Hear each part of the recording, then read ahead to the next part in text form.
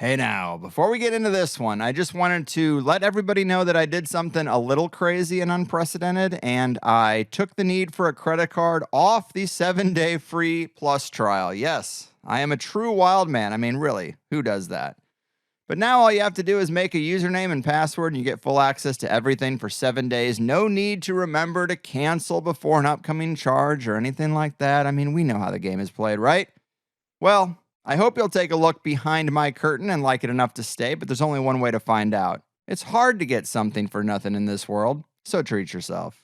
The planet's puppet masters almost surely have a plan. There's clearly maybe something there beyond the realm of man. And until we've thoroughly tested every last closed-chested view, I find the more we think we know, the less we really do.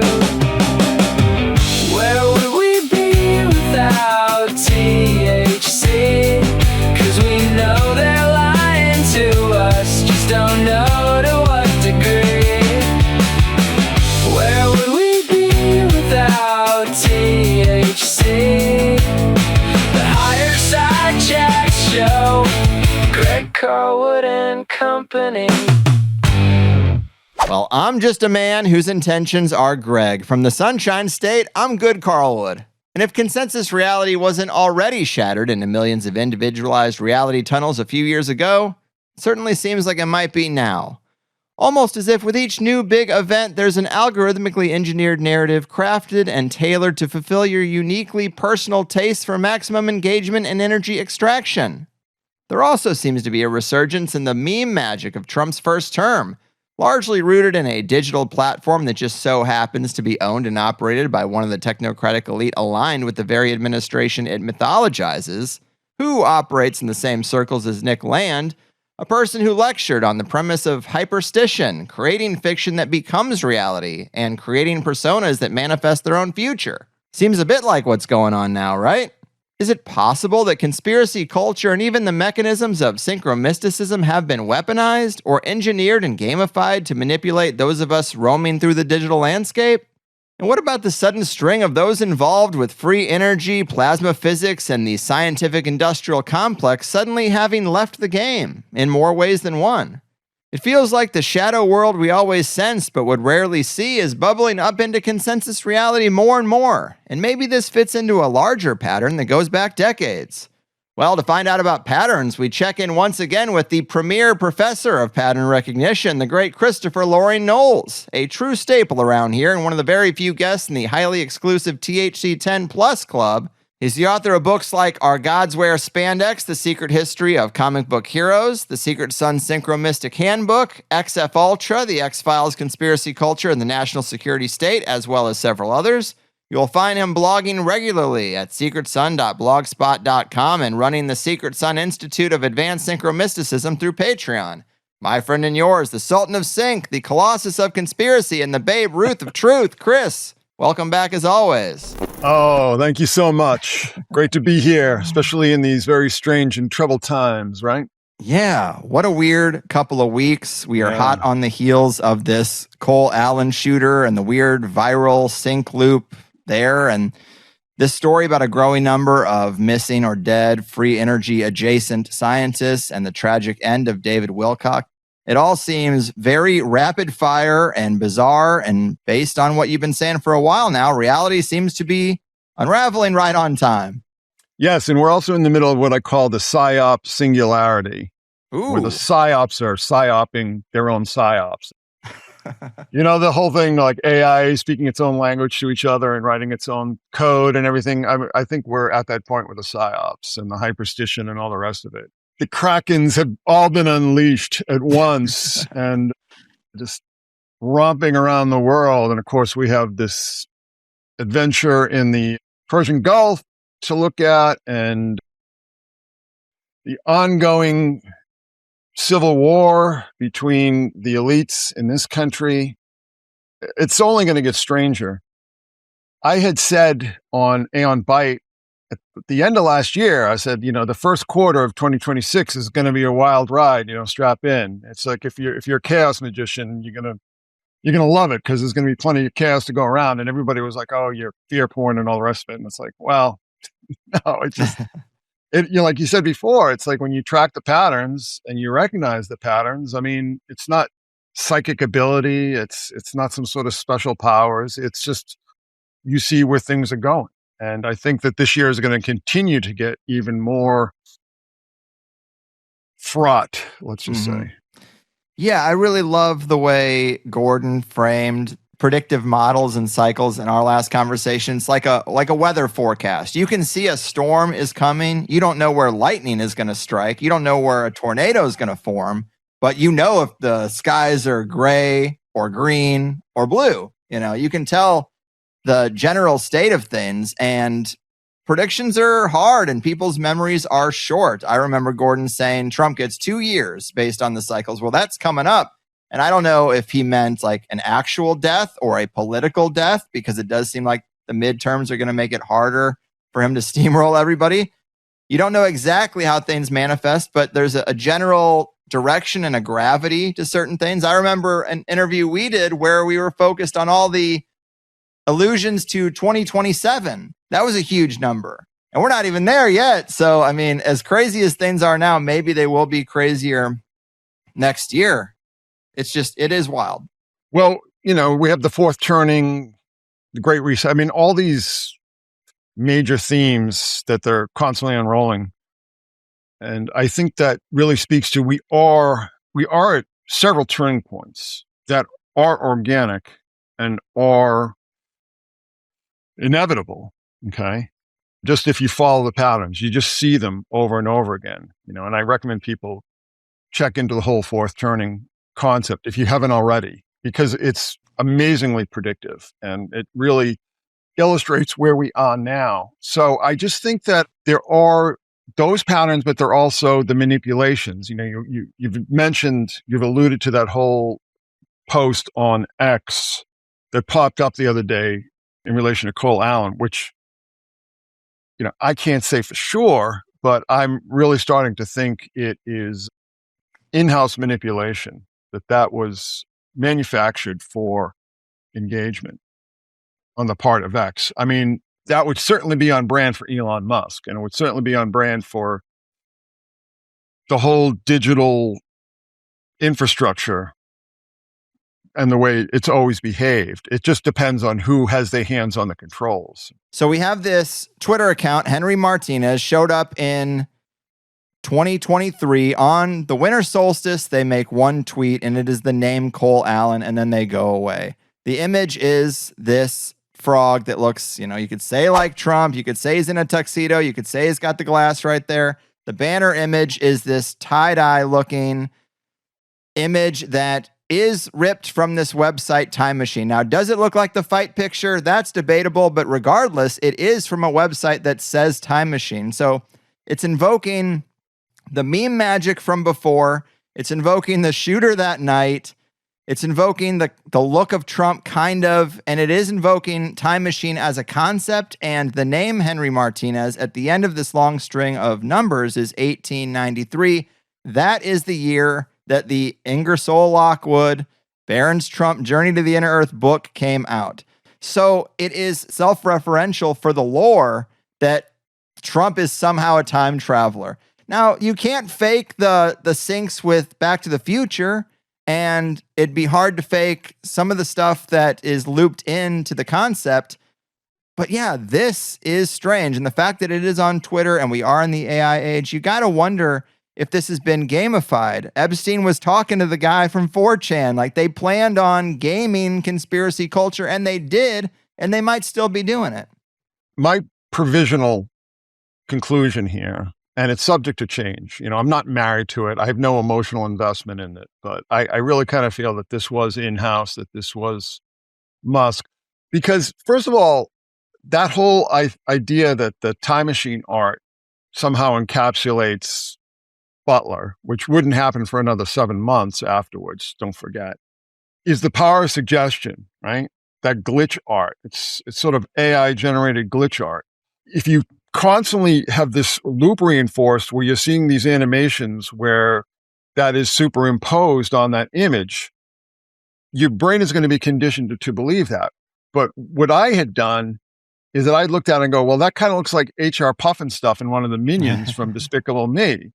That's all I can see now too as well. When you have these, your brain is a tremendous pattern imposer. It isn't just a pattern recognizer, but we impose patterns on what we see when we have incomplete information. When we don't have all the data at hand, we will tend to fill in those gaps. I mean, this is basic neurology.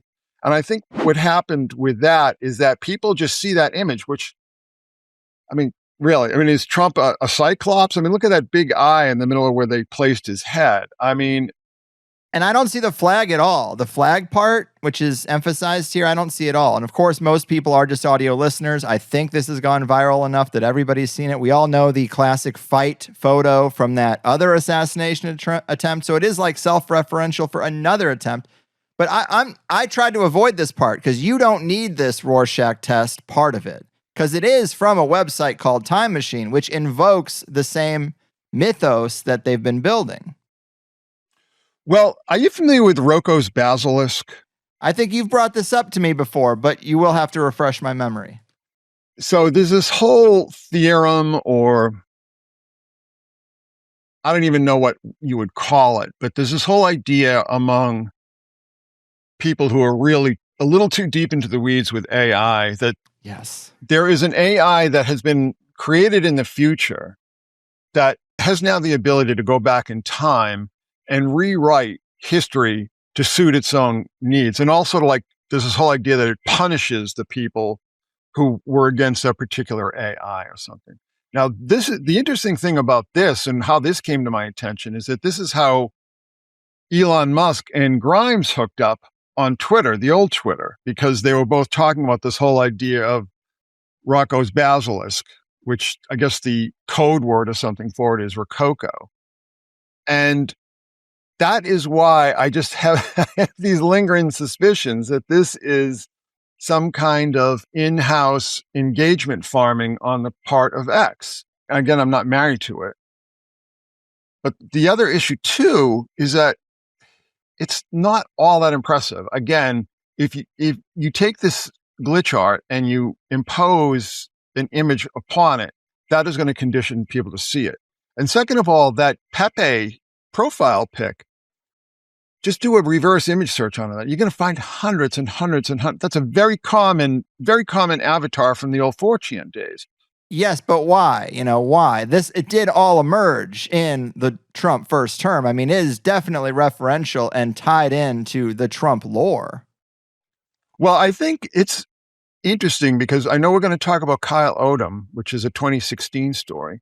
And I think we're seeing this, whether it's organic or manufactured, somehow this replay, right, to old 2016 ideas, these things sort of reemerging. We have this perpetual election. I mean, I really feel like we should just do away with the midterms altogether. I think it's a total waste of time and money.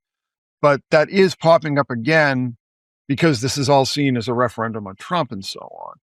On the face of it, it's interesting. I spent a lot of time looking into it. It caught my attention for sure.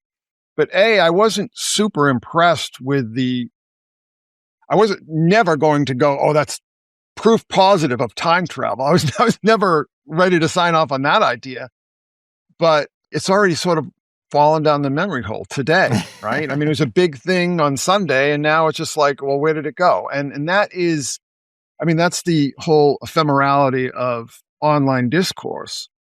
But that also makes me start to suspect that this was people within X manufacturing this. Now, again, I'm not married to that conclusion whatsoever. It's just a theory. Yeah. But the fact that these things are just going to continue to pop up, generate a lot of excitement, and then die down the next day is very curious to me because that feels like, alpha beta testing, right?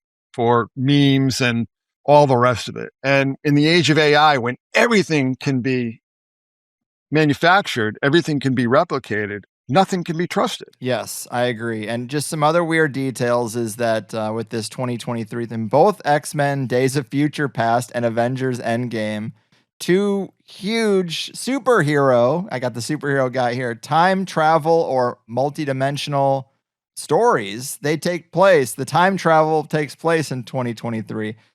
There are weird things, including the fact that Trump did buy the estate of the DeLorean guy, and then he's Biff Tannen in the movie that the DeLorean's famously associated with. And then I think, you don't think the Cybertruck really looks inspired by the DeLorean. That's a me thing. I think if it had to be inspired by any previous car, you would have to pick the DeLorean. It does seem like a LARP kind of. And the Basilisk thing you brought up really reminds me of the Nick Land material that I really wish would get a bit more attention. People talk about the accelerationism part, but not the earlier stuff. Nick Land's Time War is exactly like what you're talking about. He had this philosophy, this idea that even something like capitalism was retroactively seeded by the AI at the end of time because capitalism creates the structures necessary for it to manifest. And, it gets into Greys being us from the future, trying to stop us from falling into the trap this AI is leading. But the game in the deep world, going back to American Cosmic and a lot of these stories, is that they're in contact with something that gives them ideas, and they build technology based off those ideas. That has gone back a long time. It's Lucifer's technologies kind of thing. What if Lucifer is the AI at the end of time building itself retroactively? Personally, I would not invest AI with that kind of omnipotence. Okay. It's just the way I roll. I find that a little grandiose. And the other thing that I would say, since it's so quickly forgotten now, but we are talking in the wake of David Wilcock's death, I will point out that Nick Land is somebody who's also demonstrated, let's just say, not state-of-the-art mental health in his life. And I think a lot of these ideas, if you're familiar with the phenomenon of schizophrenia, psychotic delusion, and so on, a lot of these themes and theories that are being mainstreamed 10, 15 years ago would have just been seen as psychosis. Yes. Okay. I get that, but it has schizoid. Well, people wear that as a badge of honor now, the schizo badge. People love to associate with schizophrenia. I guess they're just leaning into the mockery of conspiracy folks, which is the thing I've been saying in the wake of David Wilcock is like, which one of us couldn't you cherry pick a bunch of clips from and make us look crazy? To a normal person, you could take a lot of stuff I have said if I were to die mysteriously and be like, well, look, he was on the damn edge for years. And it's like, not really, though. I mean, David Wilcock, yes, I do think there is a difference on the spectrum of schizo between me and David Wilcock. But I'm just saying a lot of people in our space look a little like they're on the edge.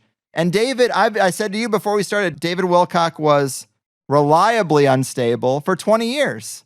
He was consistently unstable for 20 years. So why now? But it got a lot worse. It got a lot worse after his divorce. Okay, his wife left him. He lost his gig at Gaia, where he was making high six figures. I've heard estimates from $1 million to $3 million to $5 million in hawk to the IRS. He had liens on all his property. He was trying to sell his house to raise capital, and he couldn't. And apparently because he had, as psychotics and schizophrenics and so on usually do, had sort of trashed his own domicile. All you have to do is watch recent live streams, and by recent I mean the past couple of years, and compare them to what he's done on, say, Gaia or Ancient Aliens, and there was a clear descent. There was a clear decline. He became extremely emotionally labile, very volatile, bursting into tears, making claims that he'd been turned into a banana sandwich and raped and so on.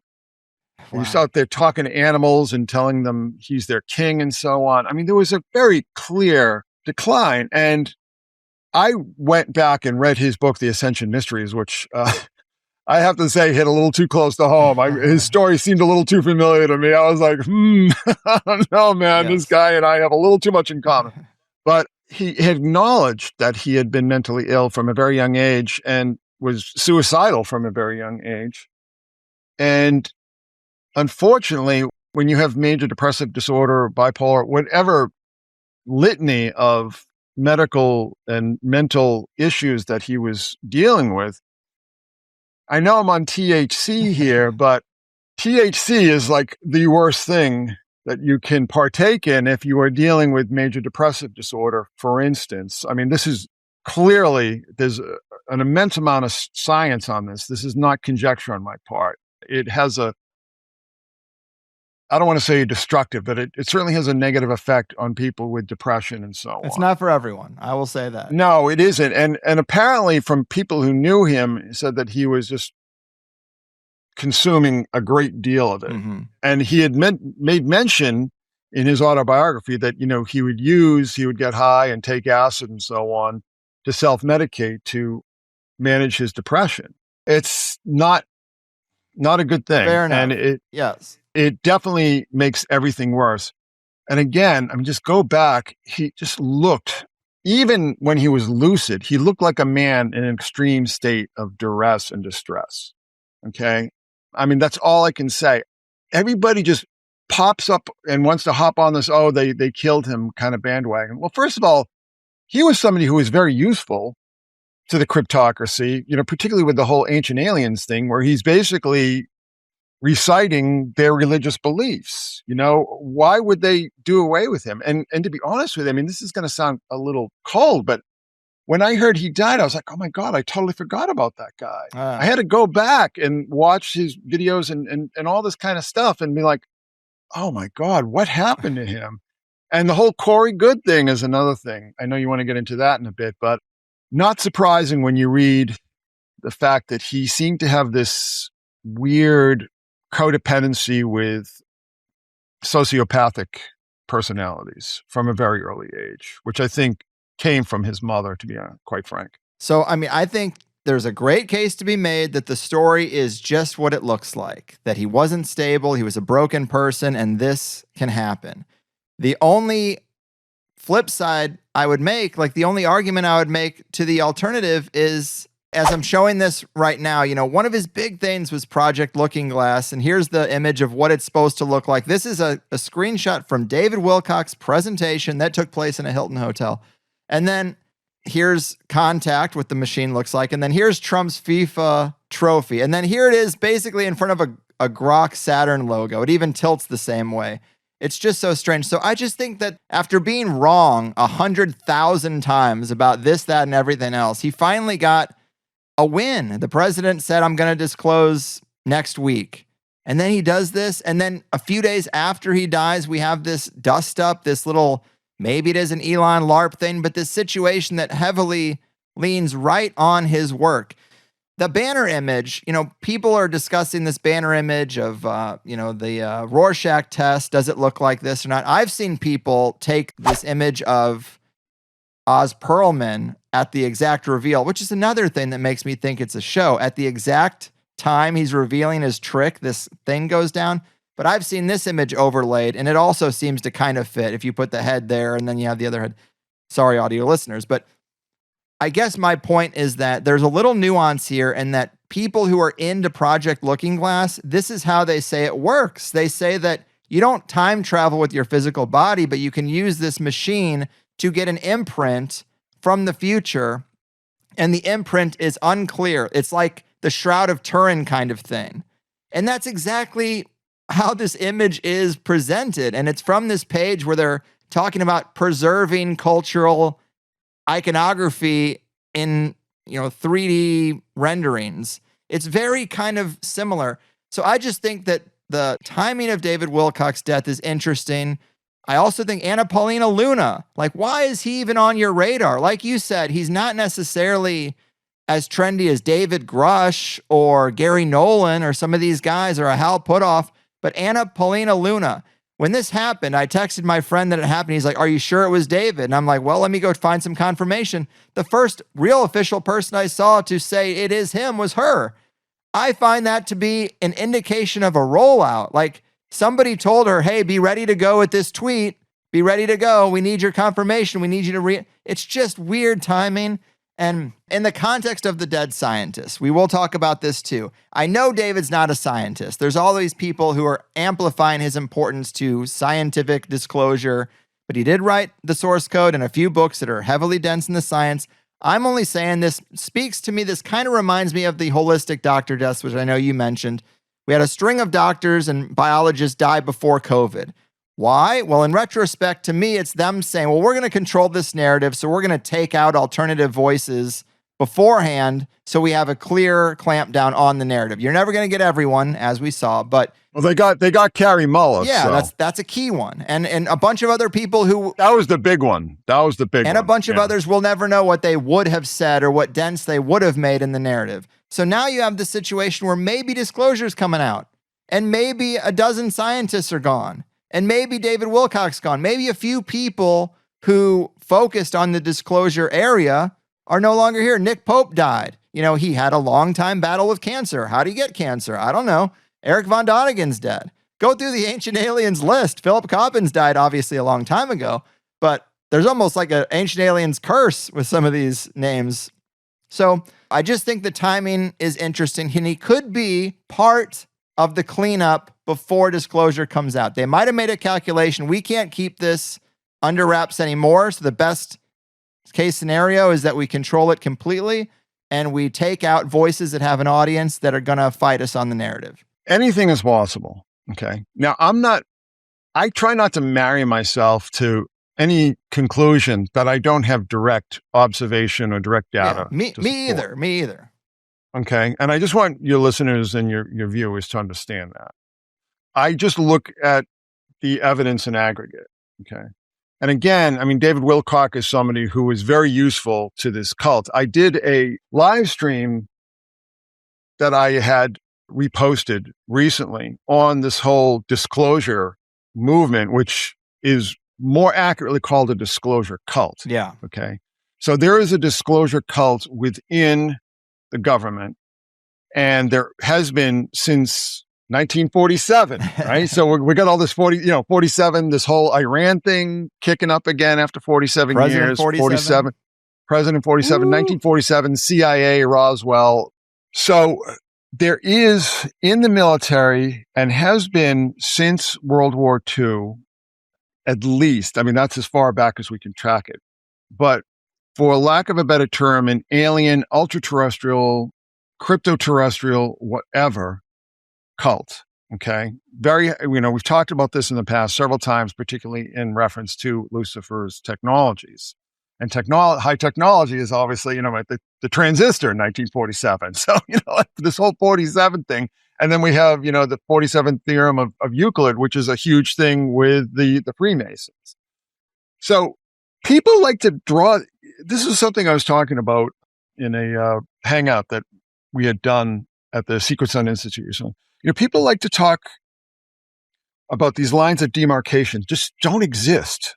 There aren't these set parameters that you have to put like this person, you have to put David Wilcock here, and you have to put Anna Paulina Luna here, and you have to put Donald Trump here, and you have to put Elon Musk here, and you have to put, whoever, whatever Democrat or whatever. Those are imaginary categories that we create from the outside. Like we're watching a dinner party from like this window, this picture window, and we try to impose and imagine, just like I was saying with that glitch art, we impose these patterns.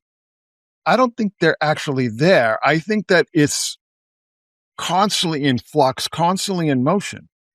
So, but Anna Paulina Luna is clearly one of these people. J.D. Vance seems to be, Marco Rubio seems to be, I know Tucker Carlson he's playing this whole role that he's wandered off the reservation, which I don't believe, by the way. I think it's all an op, especially at his age. Okay. I just think that there is this very powerful, very influential cult within companies like Lockheed, Raytheon, certainly within naval intelligence, that has this set belief, this expectation, okay? And again, this is very well documented. This is not theory. This is not conjecture. This is something you can go back and look at who were on the board of advisors and the board of governors of NICAP, for instance, in the 50s. We talked about Herbert Knowles and his involvement with Betty and Barney Hill and also the alpha channelings. Channelings are a huge part of this. David Wilcock was involved with the Law of One, this whole Ra cult, which just seems to me like a new version, or what was back then a newer version of the Council of Nine, and also had Andrea Paharich involved. Talk to us about that a little bit, because this was something you mentioned on your stream. Don Elkins. Yes. Talk to us about how the situation with David really does mirror this guy. And the quote from you that I wrote down is, you said for some reason it seems like David wanted his death to mirror this, or they were possessed by the same force and it was a subconscious thing or unconscious thing, but there's a real parallel here, right? Very shocking parallel. And it's something, the fact that it's not being widely commented on probably means it's true. Well, it's telling to me. Yeah. Narratives around people like the death of David Wilcock seem kind of trivial to people, but they become grist for these mills, for these narratives which are made out of an interlocking series of smaller narratives. Are you with me? You understand what I'm saying? Mm-hmm. So David was, and I'm just going to use him by his first name because I don't want to have to keep saying David Wilcock, and saying Wilcock sounds vaguely pornographic. So David was involved in this whole Law of One channeling cult, and this was created by an airline pilot by the name of Don Elkins, and as at the time was his teenage girlfriend, this woman named Carla Ruckert. I'm not exactly sure the pronunciation. But they had been basically your standard issue 60s UFO cultists. Okay, the kind of people that John Keel did a great job in dissecting and analyzing for the public. So they did this movie called Invasion of the Girl Snatchers. So it was this weird, like sort of grindhouse, semi-softcore movie they had done in the 70s. And then they had gotten involved in these channelings. Some other character showed up in their lives and were channeling Ra. And it was like the dollar store version of the Council of Nine, because the Council of Nine was people like Paharich and all these blue bloods from New England and so on. Right. So my reading on this is that this guy whose name was, I believe his name was Jim McCarty, had come into Elkins and Ruckert's lives with this whole Law of One channeling idea, but there was like almost like a love triangle created. And Elkins, who always had some serious lingering mental health issues, he became anorexic, he became reclusive and so on. And some have speculated that it was out of jealousy, this whole love triangle that had imposed itself on his life. And he had, towards the end of his life in 1984, had engaged in a 5-hour standoff with sheriff's deputies.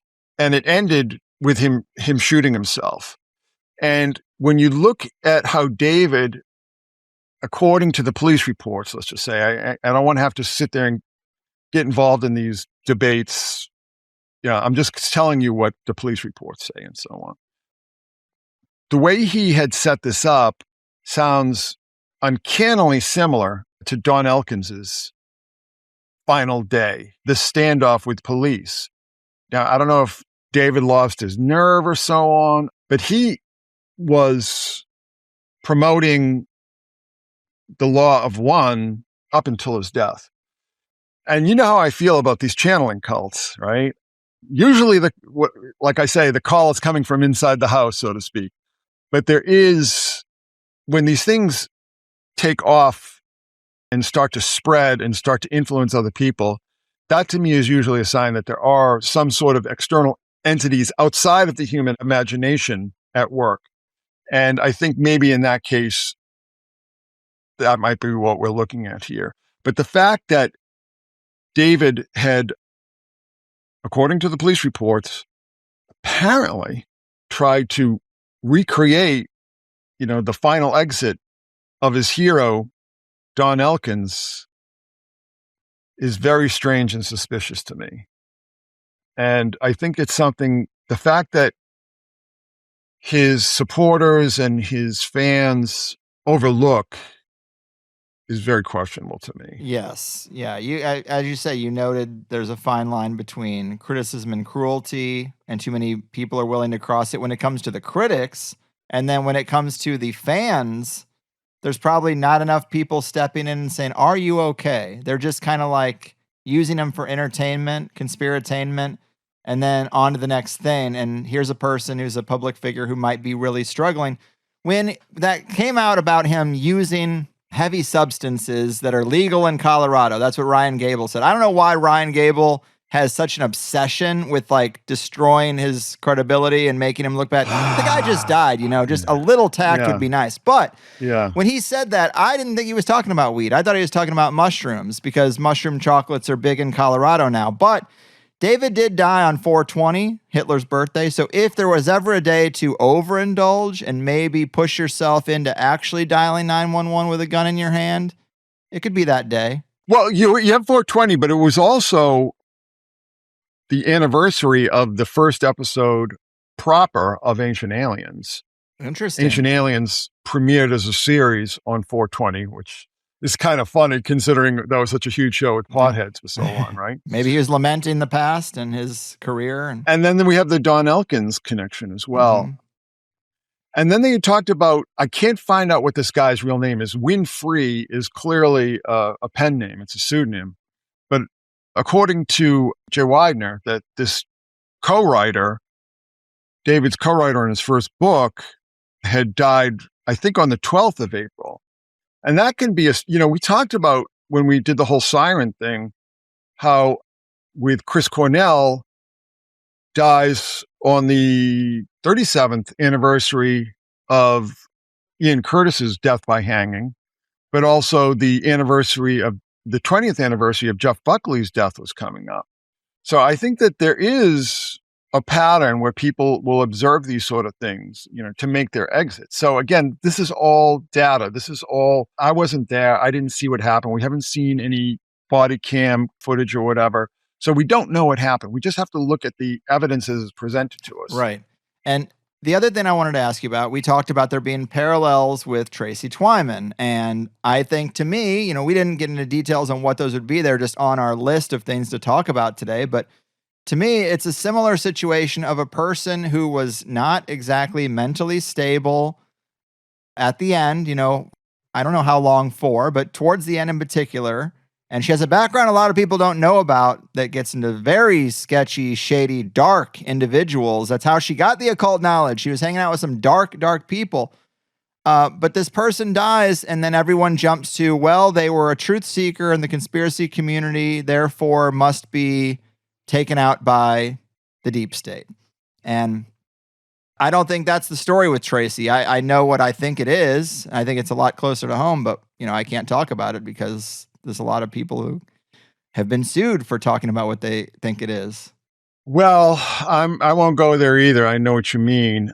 I'd known Tracy for a while, and I believe I was one of the last people to speak to her before she died. I was actually supposed to do her show the day she disappeared. Really? Yeah. And we had this great conversation that we both wished that we had taped, like this 2-hour conversation on Skype, because we're going to do the show. We were going to talk about the Knights Templar and the Mithraic cults and all these kind of things. And we were really just like, it was fantastic. I mean, she was a brilliant researcher, brilliant mind, but she was also incredibly troubled and was getting involved.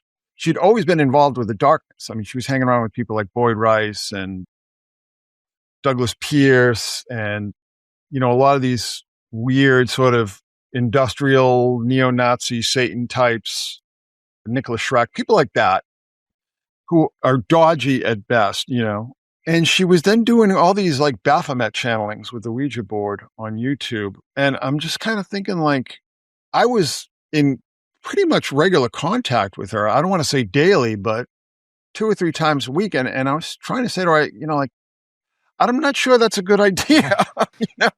Yeah. I don't think that and again, whether or not it's an external entity or the call is coming from inside the house, that's a decision you have to make, but it really doesn't make any difference in the end result. it is a commonality that people who are opening themselves up to outside forces psychically, mentally, eventually this earworm, this brain worm, it gets deep enough and you can't get it out.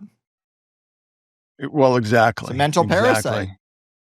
And she was also discovering these really strange videos on YouTube.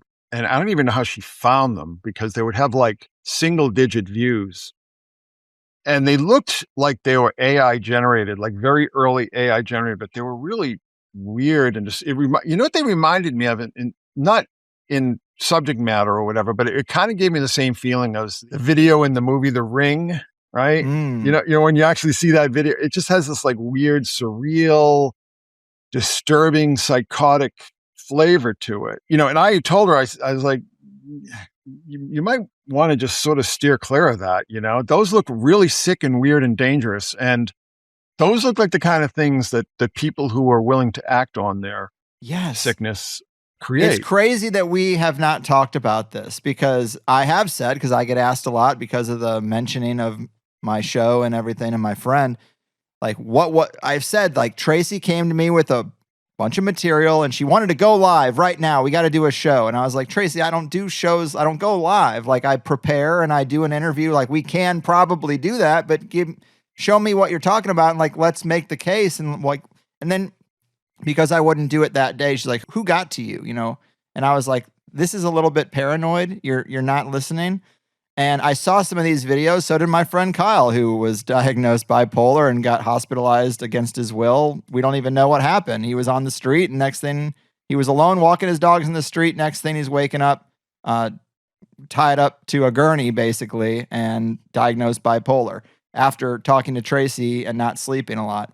But the videos were of these kids talking to the camera, talking about Pikachu and Pokemon, and giving out numbers. And she thought these were videos of kids that were like for sale, or that there was some kind of code on like what they would do. And that this was part of a catalog, and that these kids could all be sourced back to the same school. That is essentially what this was. But I agree with you that there was something about it where I was like, oh no, bringing this out could get you killed. This is like way too specific, and I probably wouldn't touch it. And that's just the reality of it. So there, again, we have a situation where you could always look at a point in Tracy's life and be like, well, this is the dangerous thing she was focused on. And then you could make the case that that's why she's no longer here. But I've just said, I chalk it up to, I think she was a reckless researcher, reckless in multiple different ways, psychically reckless with the channeling, reckless with her inner circle of friends and who she would associate with, and recklessly charging into things that she didn't necessarily have sorted out completely. And a lot of things can happen to a person when they're doing that. Yeah. And again, I mean, you have to look at the history, right? When she was doing Dagobert's Revenge, and the kind of people who were drawn to her and that she was drawn to, Nicholas DeVere being, a good example of that. Now, I'm not trying to bust on Tracy. Tracy was my friend. I had wonderful conversations with her. I'd been on her podcast. We'd done a few of these together. And we had this wonderful conversation just before she vanished. But I will not look past the facts as I know them, just because people want to spin an exciting conspiracy theory that, quite frankly, they have no true investment in. It's just a pastime, okay? If you didn't know Tracy, if you didn't talk to Tracy, you really shouldn't make these kind of conclusions about her death. And I will just tell you right now, and I've said this before, is that after I had done this presentation, I had deleted all the materials that I'd collected over the years of Tracy's. I just deleted them. And it was kind of like a purge. It was kind of like an exorcism. It wasn't to dishonor her or her life or her work, but I just felt that it had become so infested. It was like a house infested with termites, right? It was a beautiful house. It was well built, but it just unfortunately just became rotted through and through by these influences, by what I feel very strongly are very dark and malevolent spiritual influences. Okay. And maybe people are going to have a problem with me saying that, but that's just the way I felt. And I just felt that to sort of purge that, to get that influence out of my life, I had to just delete all this material that I had on all these external hard drives and so on. And I don't regret that. I don't regret that. And I want to remember her. I want to remember our discussions. I want to remember, this prodigy, this bright young girl who created this whole magazine and subculture. I don't want to remember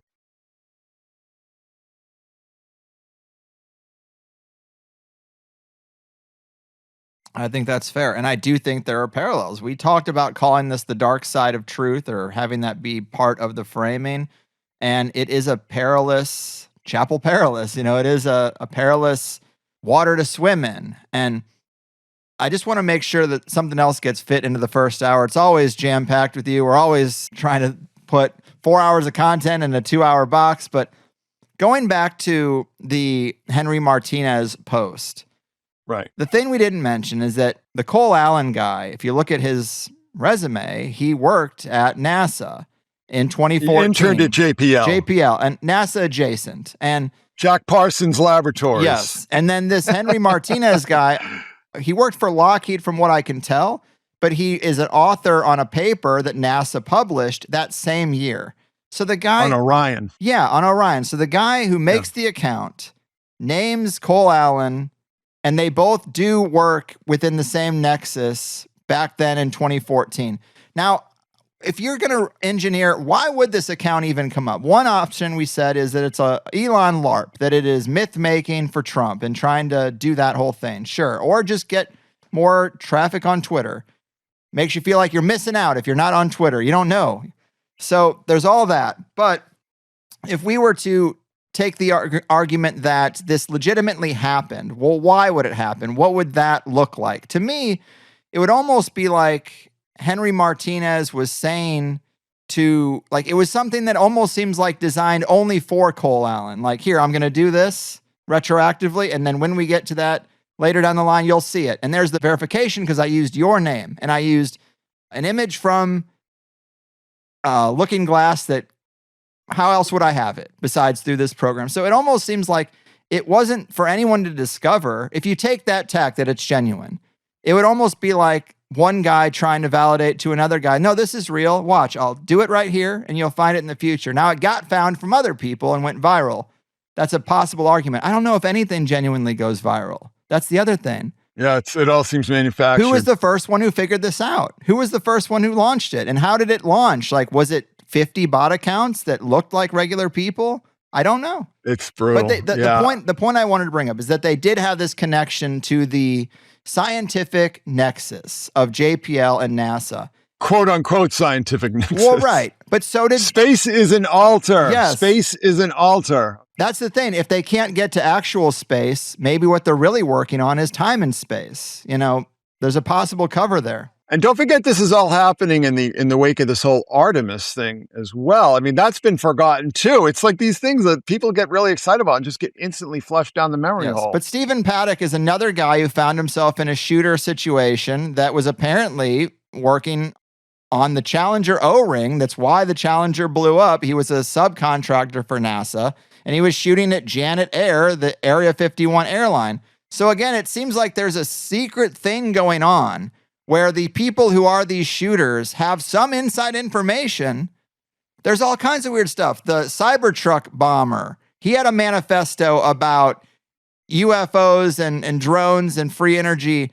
And then there was that male stripper who had a gun in the lobby of a Trump hotel that was like, I just got to talk to Don. I got to talk to him about how Jay-Z has been making me fuck all these women in front of him and like he's drugging us all. And then the Jay-Z thing comes out. There is a secret world. I'm just forgotten. Yeah, we obviously know there's this secret world, but people who have insight to it suddenly wake up and find themselves trying to carry out a mass shooting.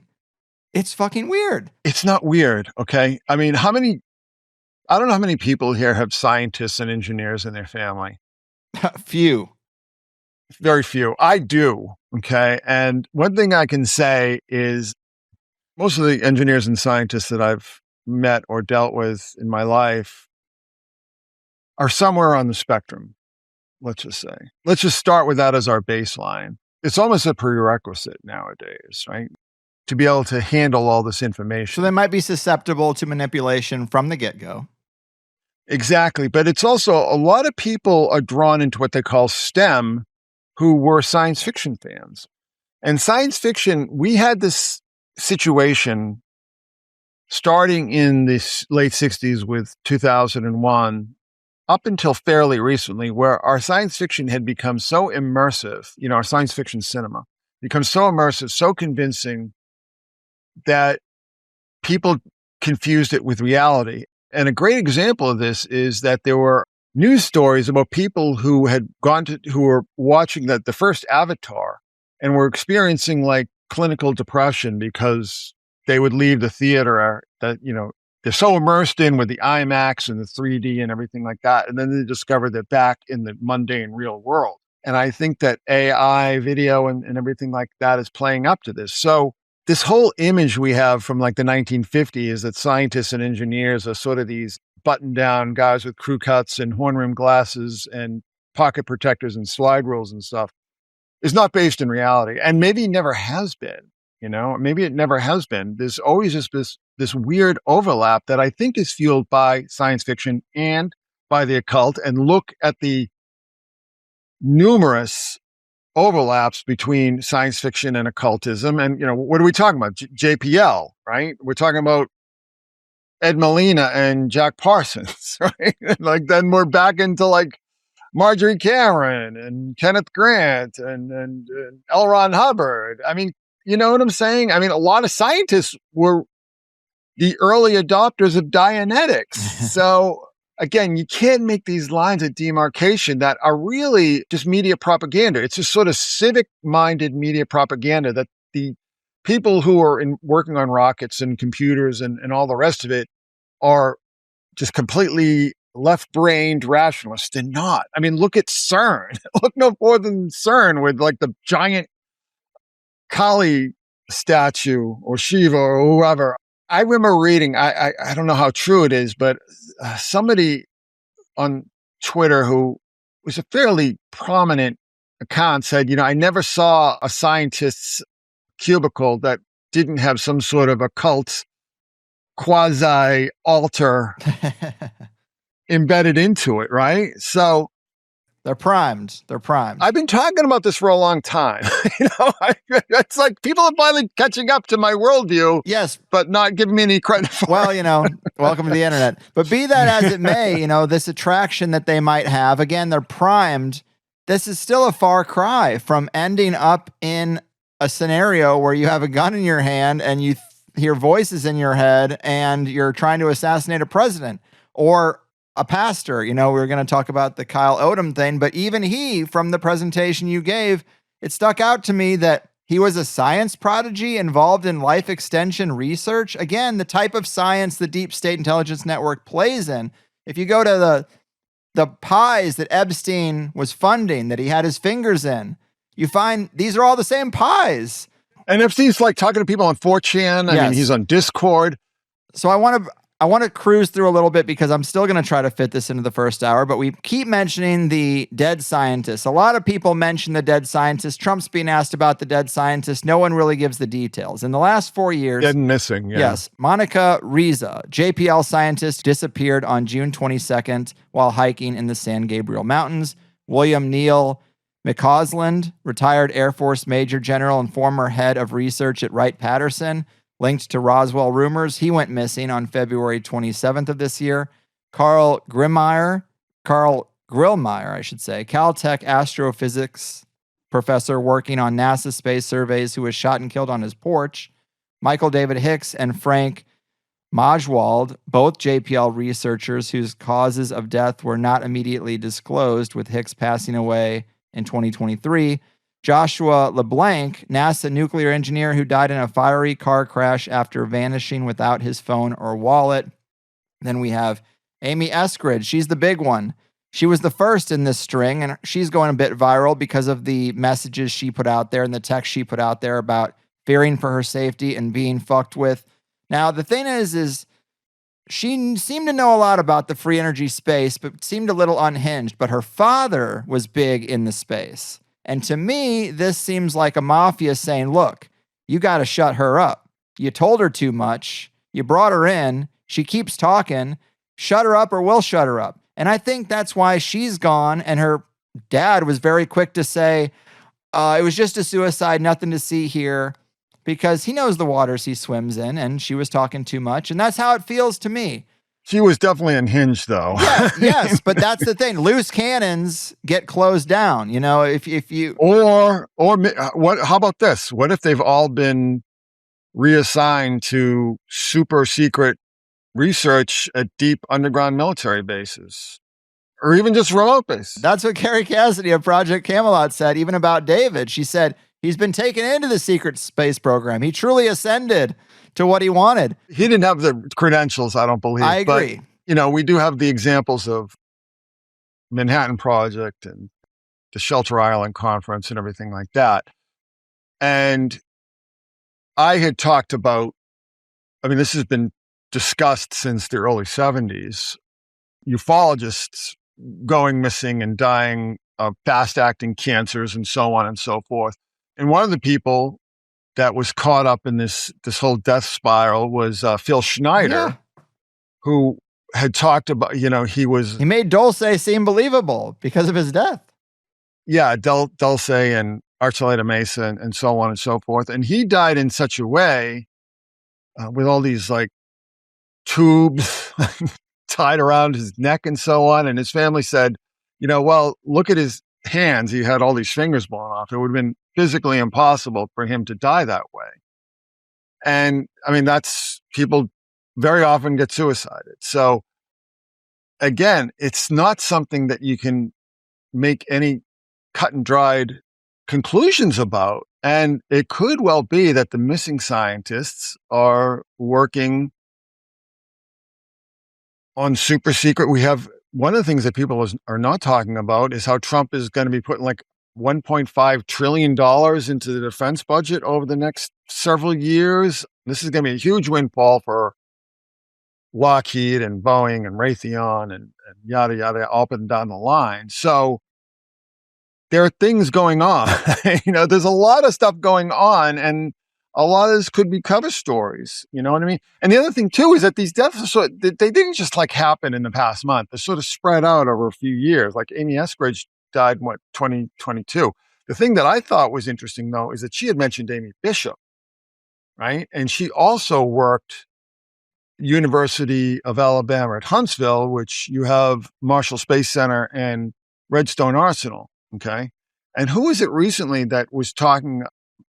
Oh, that Project Camelot. Well, I guess it's now just James O'Keefe. Veritas. Yeah, Project Veritas, whatever it was, right? And somebody who was high up in like the defense echelon had gone on one of these honey trap dates with one of O'Keefe's spies and was saying, you know, we're still working on chemical weapons and so on and so forth. So that could also be part of it as well. Here's a scenario I want to lay out to you, see what you think. So we don't know much about Anna Paulina Luna or who she's loyal to, or we have this disclosure rollout that's been happening with David Grush and all this. Well, a lot of these guys, Ross Colhart and all, they say we're constantly talking to the scientists that are going to go public. We're constantly talking to them. David Grush said he talked to 40 different whistleblowers. They're just about to come out. You know, we're getting this all together. We're going to talk to Congress. Maybe it's true, maybe it's not. But what about a scenario where this was a trap all along to see who would talk and who wouldn't? You send David Grush out in front of Congress, you dust him off, you make him look nice, give him some credibility, get him to talk to the scientific community, see who opens their mouth, put them on a list, and then they go away. That's an old Jesuit technique, by the way, from the Counter-Reformation. There you go. So. Nothing new under the sun, but I think that's a scenario that's possible. The Jesuits would set up like fake secret societies and so on to lure people in. Because we never lure heretics. We never know what names they were talking to behind the scenes, if anyone. It could be these names. I'd like to see a cross-referenced list of those who we don't know about their whereabouts or who've suffered unfortunate accidents. and also were having meetings with some of these people behind the scenes. Well, there's also the fact that David Grush, at least during his congressional testimony, looked like a Ted Bundy to me. He looked like a very dangerous psychopath, And we've seen all these people come and go. I was CIA GS-13 for 15 years. And, you mentioned the guy, the Cybertruck guy. Now, he was talking about the drones that were flying literally over my head for a month. And believe me, those were just drones. They were just garden variety. They were slow moving, structured, very familiar. And when I was on the highway coming back from New England one time, I saw them coming back from Picatinny Arsenal, which is like this major military nuclear base, right? And coming from that direction. So I have no doubt in my mind that that was all just beta testing for homegrown technology. I don't think that had anything to do with the Chinese. I don't think that had anything to do with aliens. I put up videos of them flying over my house. So why would a guy kill himself over that? Well, maybe he had other issues, and maybe he used that issue, the drone issues, to project all his personal issues. And this is something to be quite frank, when I was reading David Wilcock's autobiography, quasi statement of faith, The Ascension Mysteries, it became very clear to me and blatantly, painfully obvious in the text itself, where he'll talk about these personal traumas that he experienced, and then he'll just start going on about the Space Brothers and all the rest of it. It became painfully obvious that all these weird beliefs that he had latched onto were a way of him coping with his much more insidious and intractable personal, emotional, traumatic issues. Okay. And this is not uncommon. I mean, we talked about Don Elkins. I mean, some people have speculated that the real reason he killed himself was because of this jealousy that some guy had just moved in on his woman. People kill themselves about that over all the time. I mean, that's his old. So this is the thing we really need to be careful of, is that when people are experiencing deep distress, they will often try to project that onto something external, right? To relieve that inner tension. And you've seen it, I've seen it, and you can see it in the public record. And it's unfortunate, but I think that the thing that concerns me, and the thing I'm just really getting tired of, is just all these people just popping up out of the work. I don't know if they're bots. I don't know if, a bunch of people from India or something. I mean, I don't know who these people are. They're suddenly experts. They're suddenly experts, and they will attack anyone who doesn't fall into their preset explanations. David was taken out by the deep state. Why? Why would they risk an investigation and have to unleash this expensive cover-up, where a lot of people would have to be bought off and so on, to take out David Wilcock? I mean, come on, I mean, he's a guy, like I said, who was very useful to the Anna Paulina Lunas and all the rest of these people. I mean, he was singing from their same hymnal. Yes. Why would they take him out? It doesn't make any sense. Well, like I said, I lean the same direction as you, but if you're making the alternative case, I do think the timing is a little weird. But let me fold in Corey Goode, because this might have been the first attempt to destroy him, getting him attached to Corey Goode. It did. It did destroy. Right. So it destroyed his career. It destroyed his credibility. What do you know about where this guy came from and how he emerged? Because David Wilcock has a long history in this space, as we know. When this space was very small in the early days of the internet, David Wilcock was there. But what about Corey Goode? He came out of nowhere, and he seemed to be just a leech, and then he disappeared as quickly as he came, and he destroyed a man, really. Well, apparently, from what I've been able to glean, he just one of these people who just pops up in line. I mean, you see them all the time. And I think he just caught David's ear with this whole, blue chicken narrative. Now, we both agree, we both established that, this is a guy who was never particularly mentally salutary. Okay, he's gullible. He's gullible. When you write your first book, David's first book was about how he was the reincarnation of Edgar Cayce. Yes, more channeling stuff, basically. Okay, well, but it's just like, really? Can you imagine like the gall, just the absolute gall of making that claim as your entry into the world? I mean, he had done Divine Cosmos and everything online for a while, but so apparently Goode just pops up on maybe on his message board or whatever. It's very hard to track, with this insane story that it's just basically Alternative 3 rehashed, right? It's just a total Alternative 3 rehash. And I remember watching, they had done some sort of presentation together, and maybe it was at some UFO convention or New Age convention or anything. And I was watching and I'm thinking, this sucks. This is bad. This is weak. Like, this is not convincing. It's like, I didn't get the sense. First of all, he didn't seem like a particularly charming or charismatic personality. He was not particularly articulate, right? He didn't express himself well. And his story was just absolutely bonkers. And I never once got the sense that he actually believed it. I believe that David at least wanted to believe it, right? It seemed like he wanted to believe this story.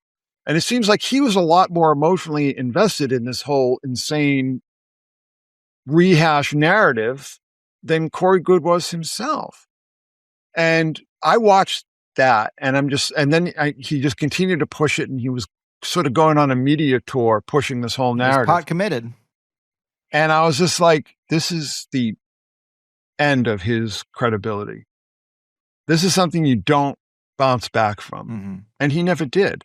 A lot of people burn their credibility getting behind Trump and the Q stuff, too, which is obviously a big part of David, too. I mean, the whole podcast world is kind of in trouble and getting beaten up. Dave Smith, Joe Rogan, anyone who had Trump on. I mean, people are like, really? Like, you helped this whole thing happen. Well, and then there's also a counter reaction to that as well. So this is why I completely stay out of politics. Right? I mean, there's no upside. There's no upside in getting involved in people who just are master manipulators. I mean, so he did go whole hog on that as well. I remember seeing so-called drops that were just basically lifting things that I'd written on The Secret Sun years before and rehashing them. It seemed like it was almost like web crawlers crawling over the entire conspirasphere, or whatever you want to call it, and just, we'll take a little of this and take a little of this. And it's just like, wait a minute, I'm the only person who was talking about that. Why is this being rehashed as a so-called drop? It definitely could have been an AI or bot crawling exercise. That's why there's so much data, and they're just like, put it out there. People will find the patterns, and if they don't, we'll seed a few people in the subculture to make threads that point out the connections. Getting back to David Wilcock, though, I think he was just so desperate to escape himself. And I think that, I don't know how deliberate this was on Goode's part. I mean, Goode just seems to me like a garden variety sociopath. Personally, just the way I see it. But I think that David Wilcock was so desperate to believe something that would allow him to escape his trauma and his extreme sensitivity. Some people have said he was autistic. I don't know if I believe that, but he was certainly, I think he was desperate to escape his history, which in the grand scheme of things, I mean, at least as far as I could see, he didn't have any like serious trauma. It was just this low level but persistent pattern of humiliation and an inability to fit in with social structures. Yes, and escapism does deserve a little attention in the conspiracy subculture. I know if I go back to my days of when I really got into this stuff and I was a lowly retail worker and I was worried how I'd ever make actual adult money, I loved all this stuff, and I was very much like, the fucking Rockefellers and Rothschilds are fucking targeting me and keeping me down.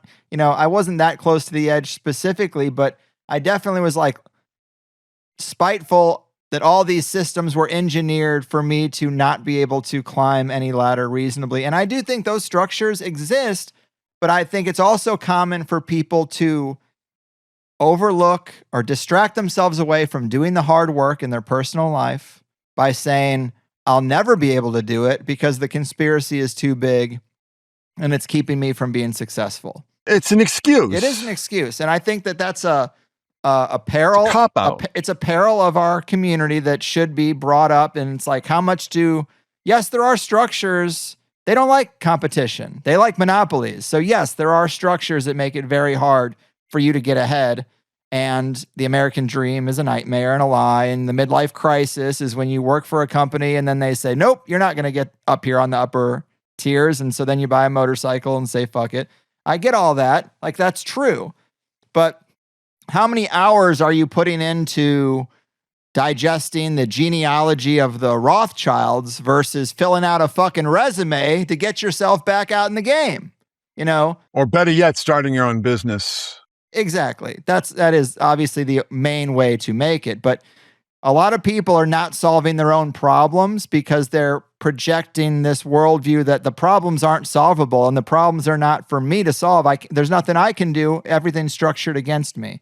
There's a truth to it, but there's also a distraction element to it. Well, it's an abrogation of personal responsibility. That, let's be frank, I mean, the systemic forces militating against us are, fairly extensive. There is an overarching superstructure that is dedicated to the destruction of individual autonomy. I would just caution people against believing that it's somehow focused on you personally. I mean, it's something that we're all subject to. Yeah, the analogy that I have said once I was on the other side of all that kind of thinking is like, look, there are salmon in a stream and the stream has a current and the current is trying to push you into obscurity, push you down to the bottom. But some salmon still swim upstream. They still can make it up there to the top. So you can be successful despite the current work that you're working against. And you realize, oh, the Rockefellers and Rothschilds, they don't know me personally. They aren't out to get me. They paint with a broad brush of big sweeping structures to try to keep the majority of people down. But as an individual, you can overcome. And that's why I'm attracted to Gnostic thinking and a Gnostic philosophy. That like you can escape the matrix, quote unquote, in your own way. Yeah, I would say that isn't exclusively Gnostic though. But the irony here is that David had won. He got the validation. The brass. I mean, he was as high up in the food chain in his little corner of the world as you can get. I mean, he had 2 shows on Guy. He was a regular talking head on Ancient Aliens, which was a huge hit for years. I mean, had millions of viewers. He won. I'm sure he had a very fat speaking fee. I'm sure his book sales. I mean, if he's owing millions of dollars to the IRS, that means he was making millions of dollars. I mean, he won the game and he was still undermined. Let's even forget his death. I mean, let's just talk about what his life had become, what we can prove, what we can establish, what people around him, his friends, his coworkers, his associates had all said, what he had done to himself. That is public knowledge. We don't need body cam footage for that. We all know what he had done when he had made it to the top of the high weirdness pyramid and took a tumble down for no good reason other than, I would argue, deep-seated, intractable, and unsolvable issues from his childhood and his youth. Yeah. He never was able to escape his demons. And wherever you go, that's where you are, right? They're going to follow you.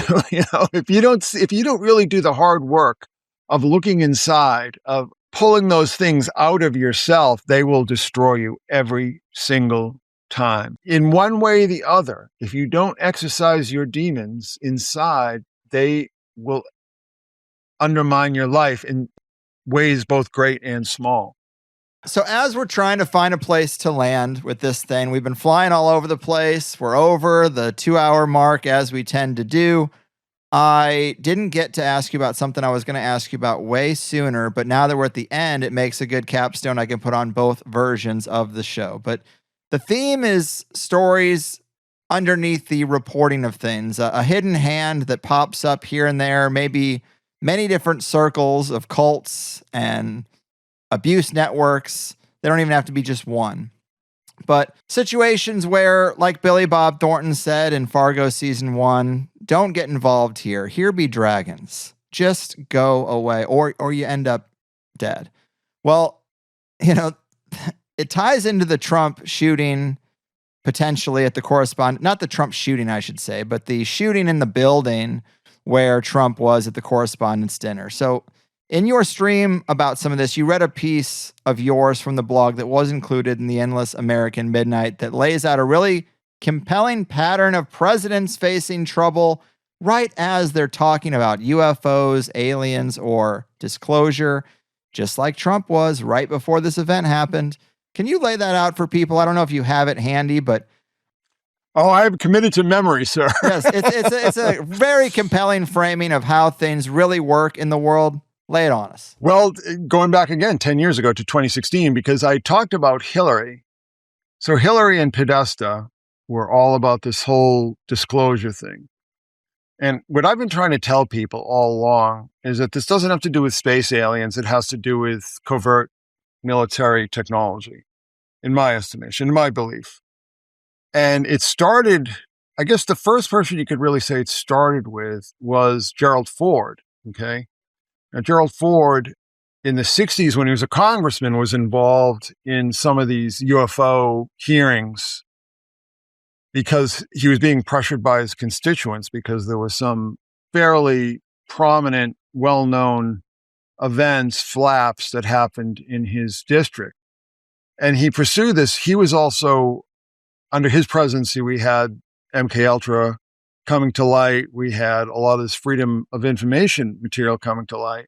And he was still keeping his toes in those UFO waters. Well, what happens? He has 2 assassination attempts, one by Squeaky Fromm of the Manson family, and one by this communist by the name of Sarah Jane Moore, who was obsessed with the Symbionese Liberation Army, which was a military psyop.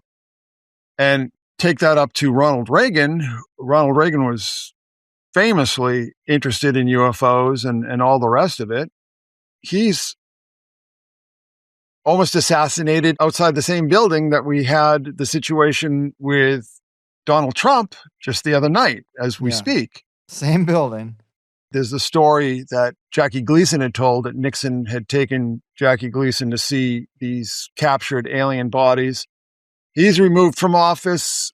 Jimmy Carter was talking about UFOs when he was campaigning and then also, vowed to release a lot of this information. He has to deal with the beginning of that 47 years ago Iran thing, right? So that's tied together in time. And actually going back to JFK. So JFK had apparently written a memoranda saying, this information about UFOs and everything should be released to the public. And we all know what happened to him. So I would argue that these events are all evidence of a very secretive and influential cabal within the military industrial intelligence nexus that in some ways have designed this technology, right? And are testing it, places like S4 and Area 51 and other places as well. And, you had mentioned the whole deal with Paddock. I mean, people have linked that, I think, fairly compellingly to the whole thing with, that Saudi prince who had been up at the Four Seasons at the top of the Mandalay Bay. But then, I had tied that into, Chris Cornell, whose restaurant was right across the street from the original Four Seasons in Paris. Okay.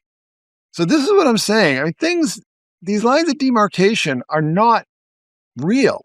I mean, this overlap between high technology, the occult, conspiracy, secret societies, pedophilia, the music business, they don't exist. It's all just part of this gumbo, this soup. Okay. And that's something that I really want people to understand, because I think that a lot of conjecture and theorizing is based on a faulty assumption that this isn't all tied together. Okay. And that a lot of scientists, no matter how much they might give lip service to naturalism and a mechanistic universe, don't actually believe that.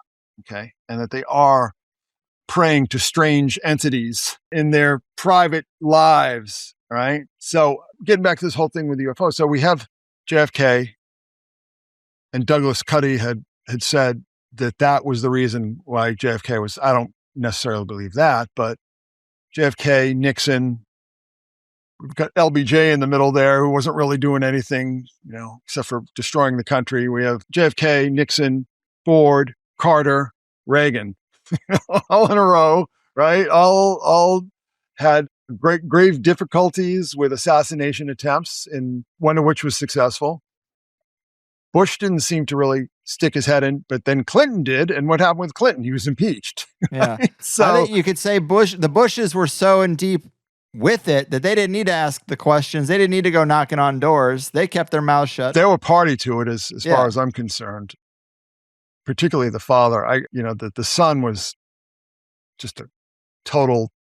He's a doofus, but it shows the power of the father to be able to be like, my time is up. We'll put this guy in there and we'll still get done what I want to get done. Yeah, but we'll have Dick Cheney actually be the real president. Right. So, I mean, that's a good line. Gerald Ford, JFK, Nixon, Carter, Reagan, Clinton, and Trump. These are all people who, when they poked at this bear, it bit them pretty hard. And we think... And Hillary, too. Yeah. Right. And that makes me think of the Pizzagate stuff, because John Podesta, like, when is someone so far down in the totem pole actually looped into something like this? The one time he was asking UFO-related questions.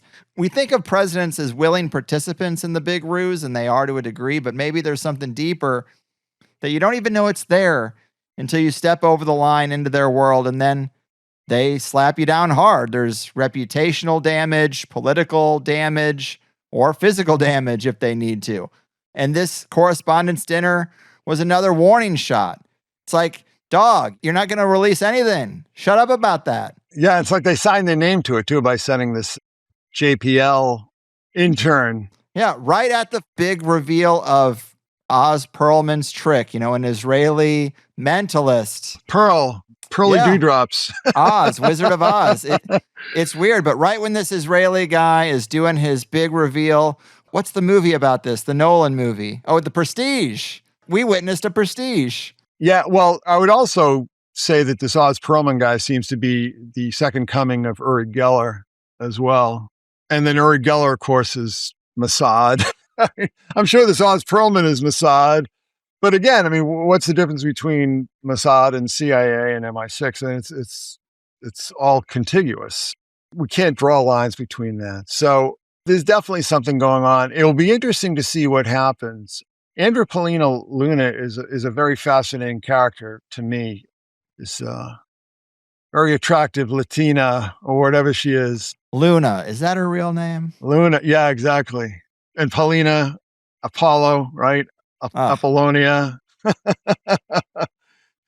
Anna. So very low. Is that her real name, or is her real name just like, Margaret Hernandez or something?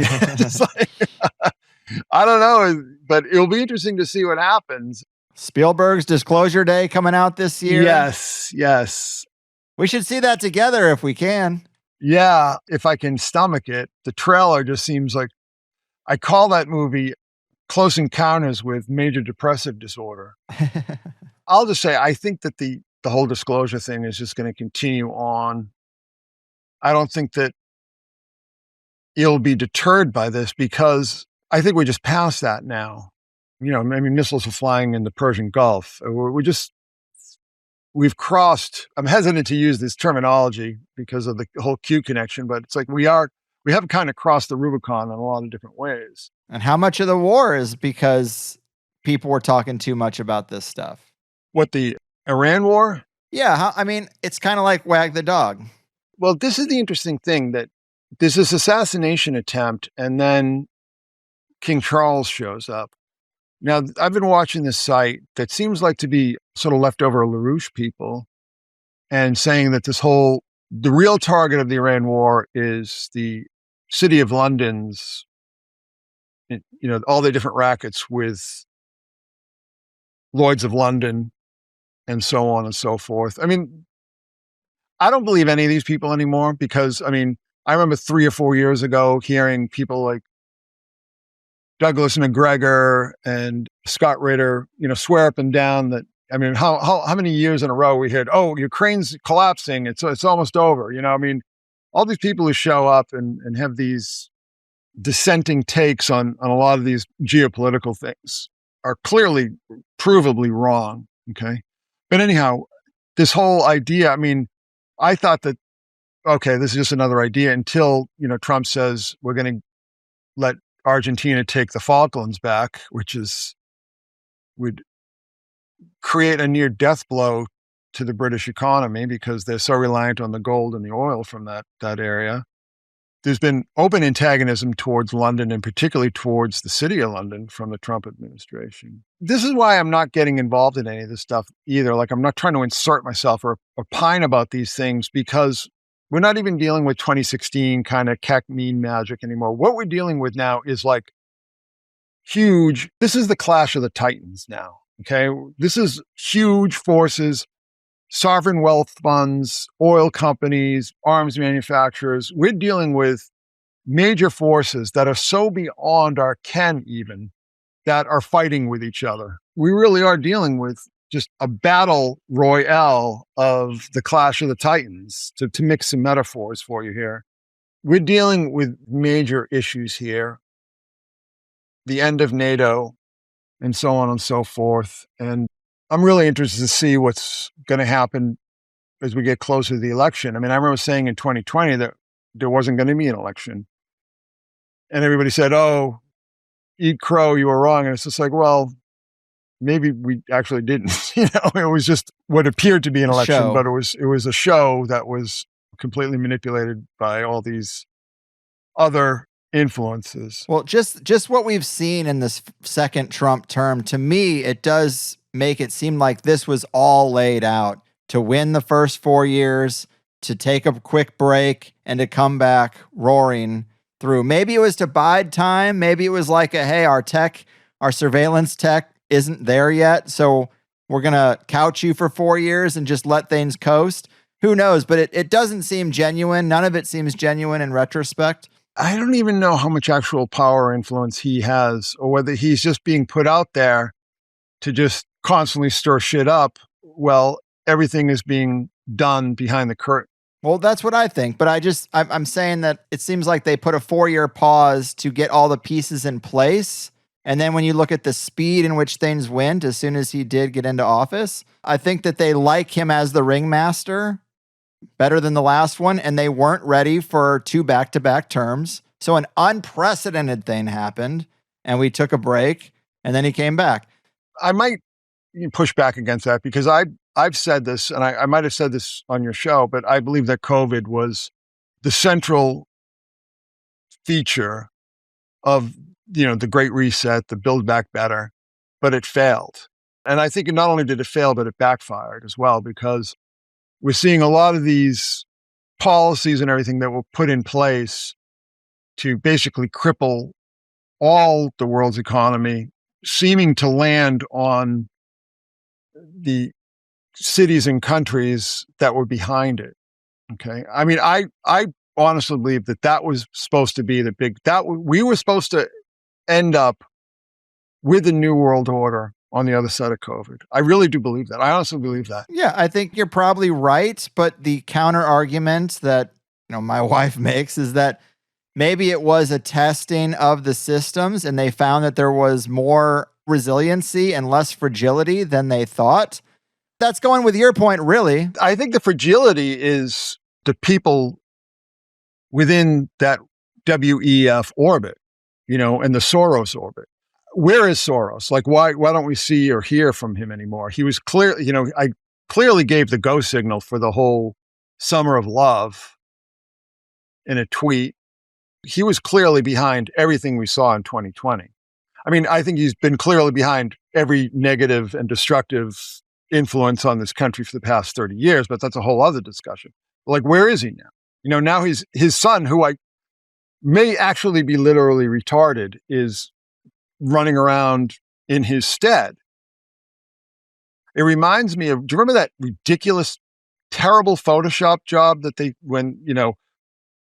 Ruth Bader Ginsburg was clearly deceased, clearly no longer with us.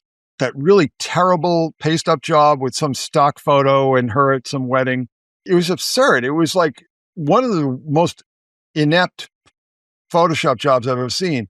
I think that Soros is back in hell, much to the devil's regret. But as we're trying to find a way to wrap this up, I just wanted to throw out this potential timeline to you, because I try to put myself in the position of the boardroom of the cabal, the planning committee of how things are going to go, and think in these long arcs. What about the narrative? Because if the end goal is the AI digital control grid with programmable money, as Catherine Austin Fitts would say, COVID was a pressure test of the system and a beta test for compliance. The jab was to put a lot of people's health on a 5 to 8 year timeline, coinciding with the fallout for World War III, which will clear out a lot of bodies.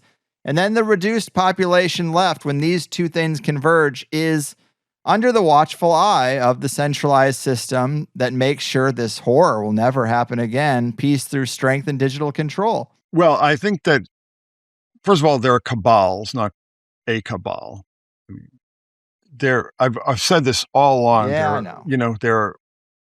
But say like this cabal who has this particular plan in mind.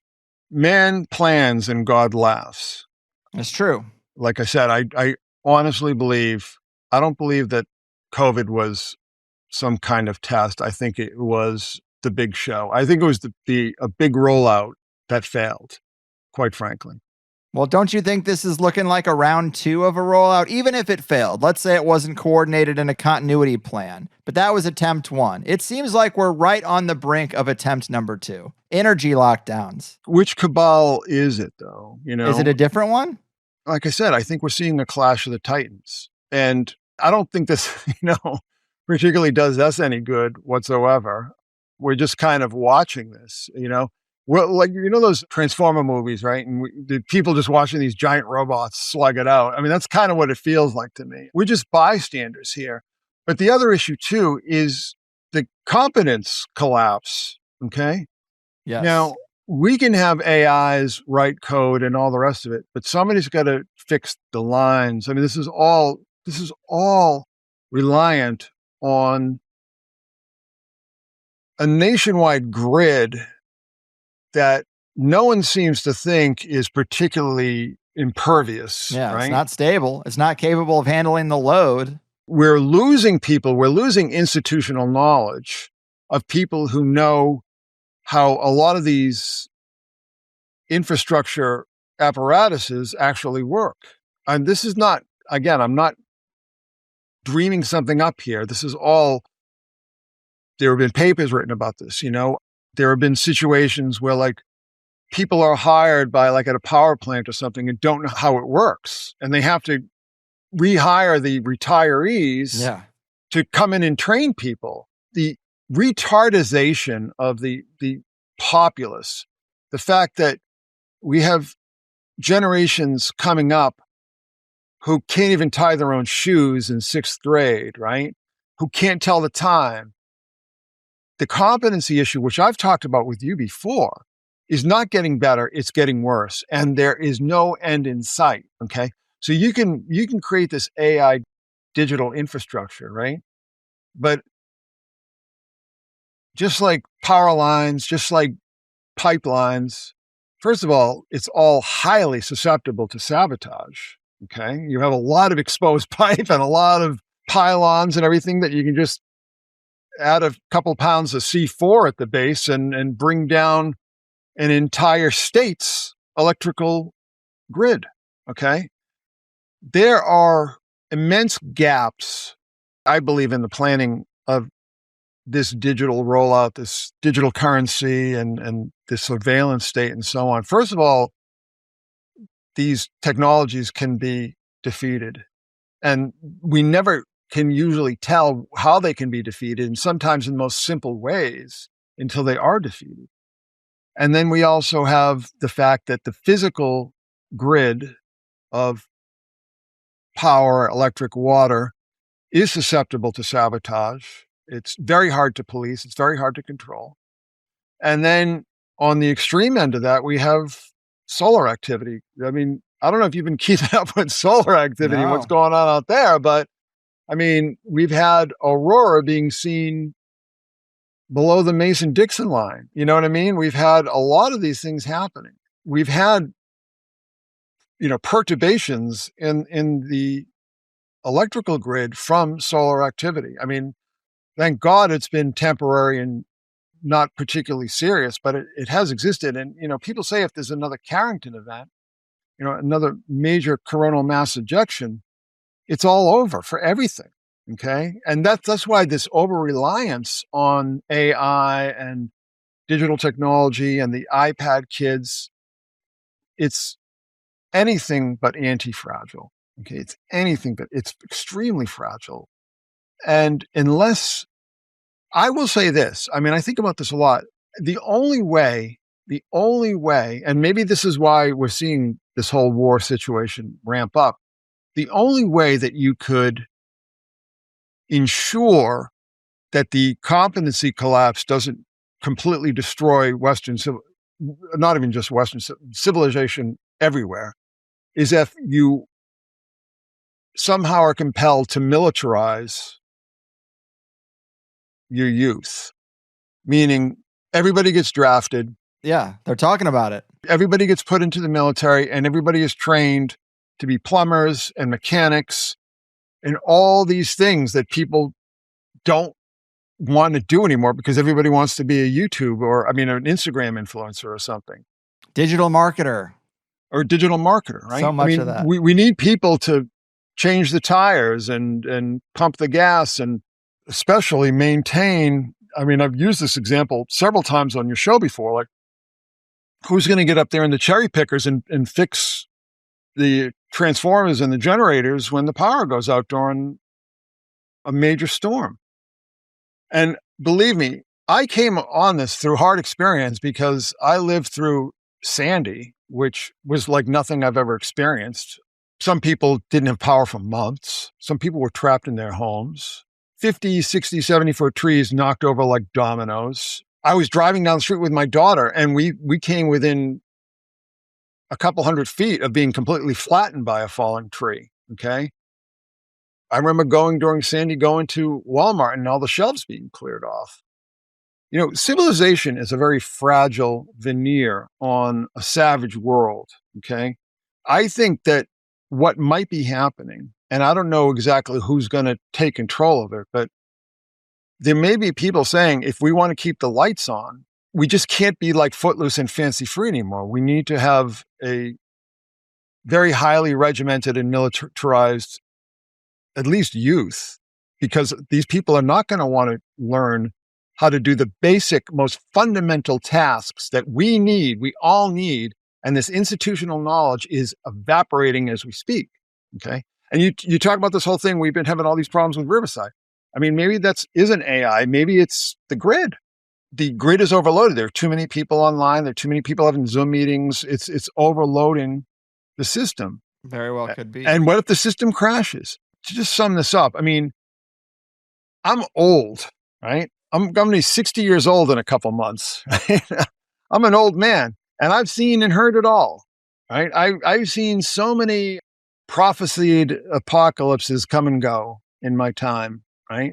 But throughout it all, I've seen this steady and hopefully not, but seemingly so, implacable erosion of just basic capabilities to maintain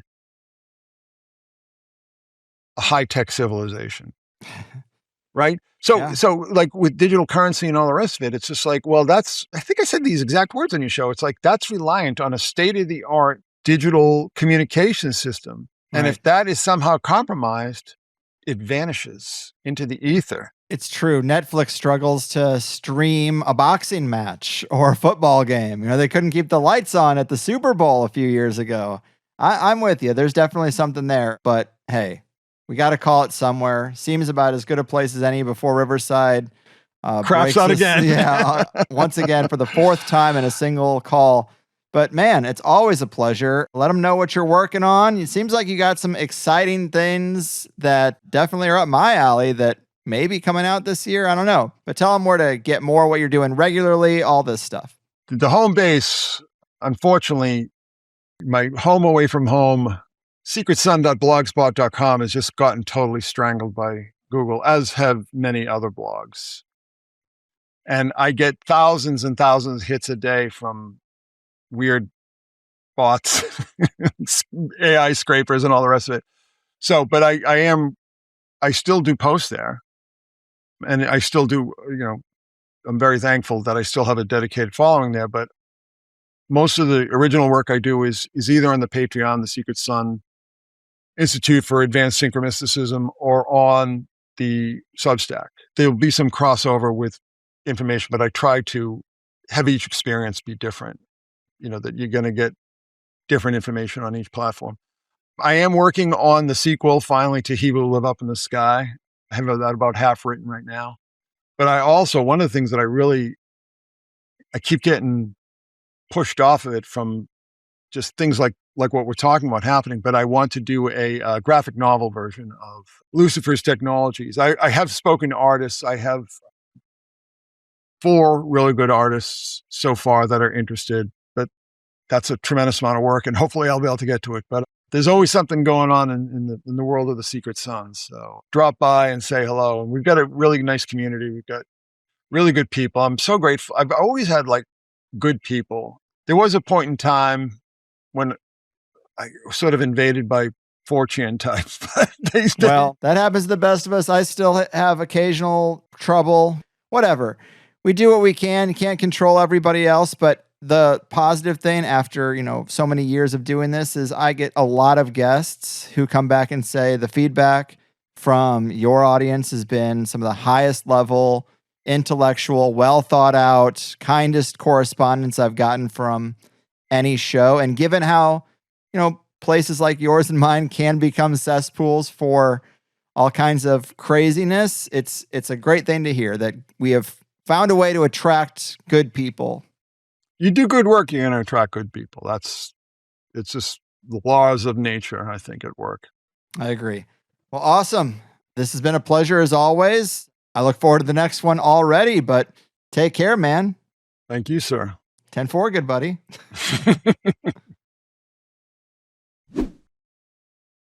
Well, my world's on fire. How about yours? Always good to have Chris back. The timing was pretty perfect on this because we had a lot of material we were going to get into, but then just so much news in our world happened in between setting this up and actually recording it.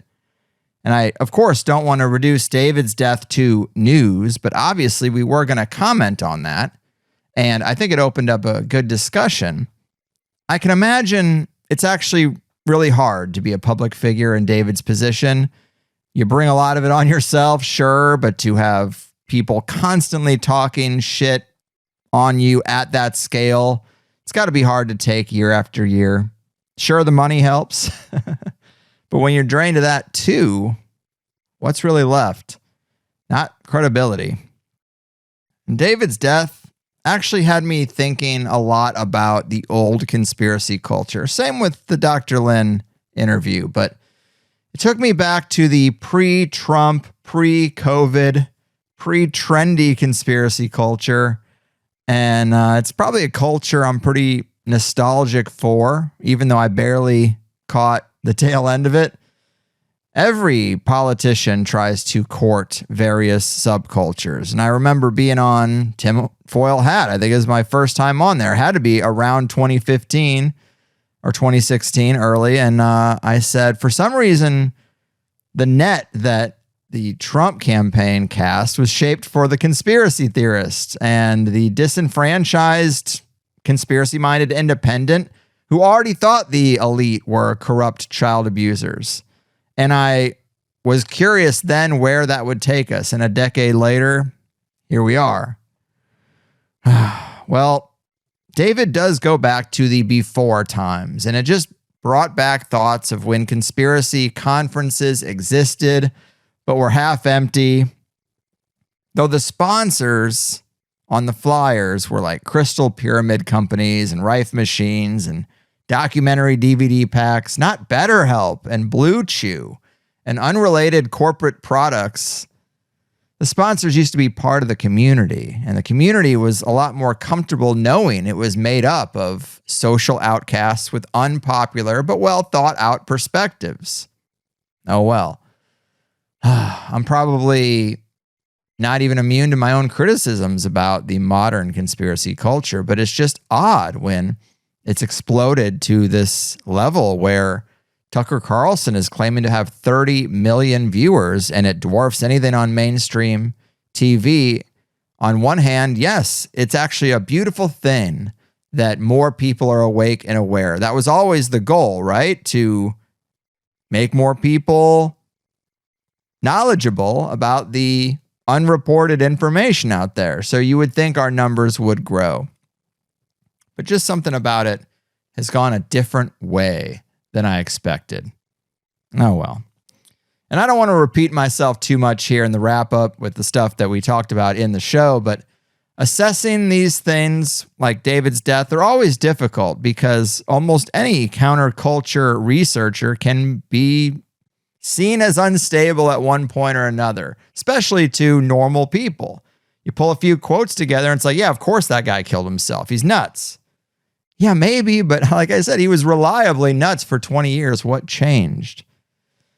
People still wonder about Bill Cooper. He died in a actually pretty similar way. The story as I remember it was that Bill Cooper was deep in tax debt. That's a match. But he said he wasn't going to pay or be taken alive. Now, that never gets you very far, but he was getting a bit unhinged towards the end, is my understanding, and he was getting into it with his neighbors. There was an aggravated assault charge. Now, is it trumped up? Is it legitimate? We always have to have these things scrutinized when it comes to our people. But the story goes that the cops came for that aggravated assault charge and Bill Cooper shot first. And he actually shot a cop in the head. The guy lived, but it's crazy. And then, of course, the police answered back and Bill Cooper died. Now, is that evolved and enlightened behavior? I don't know. Like, I always thought this was supposed to make us better people.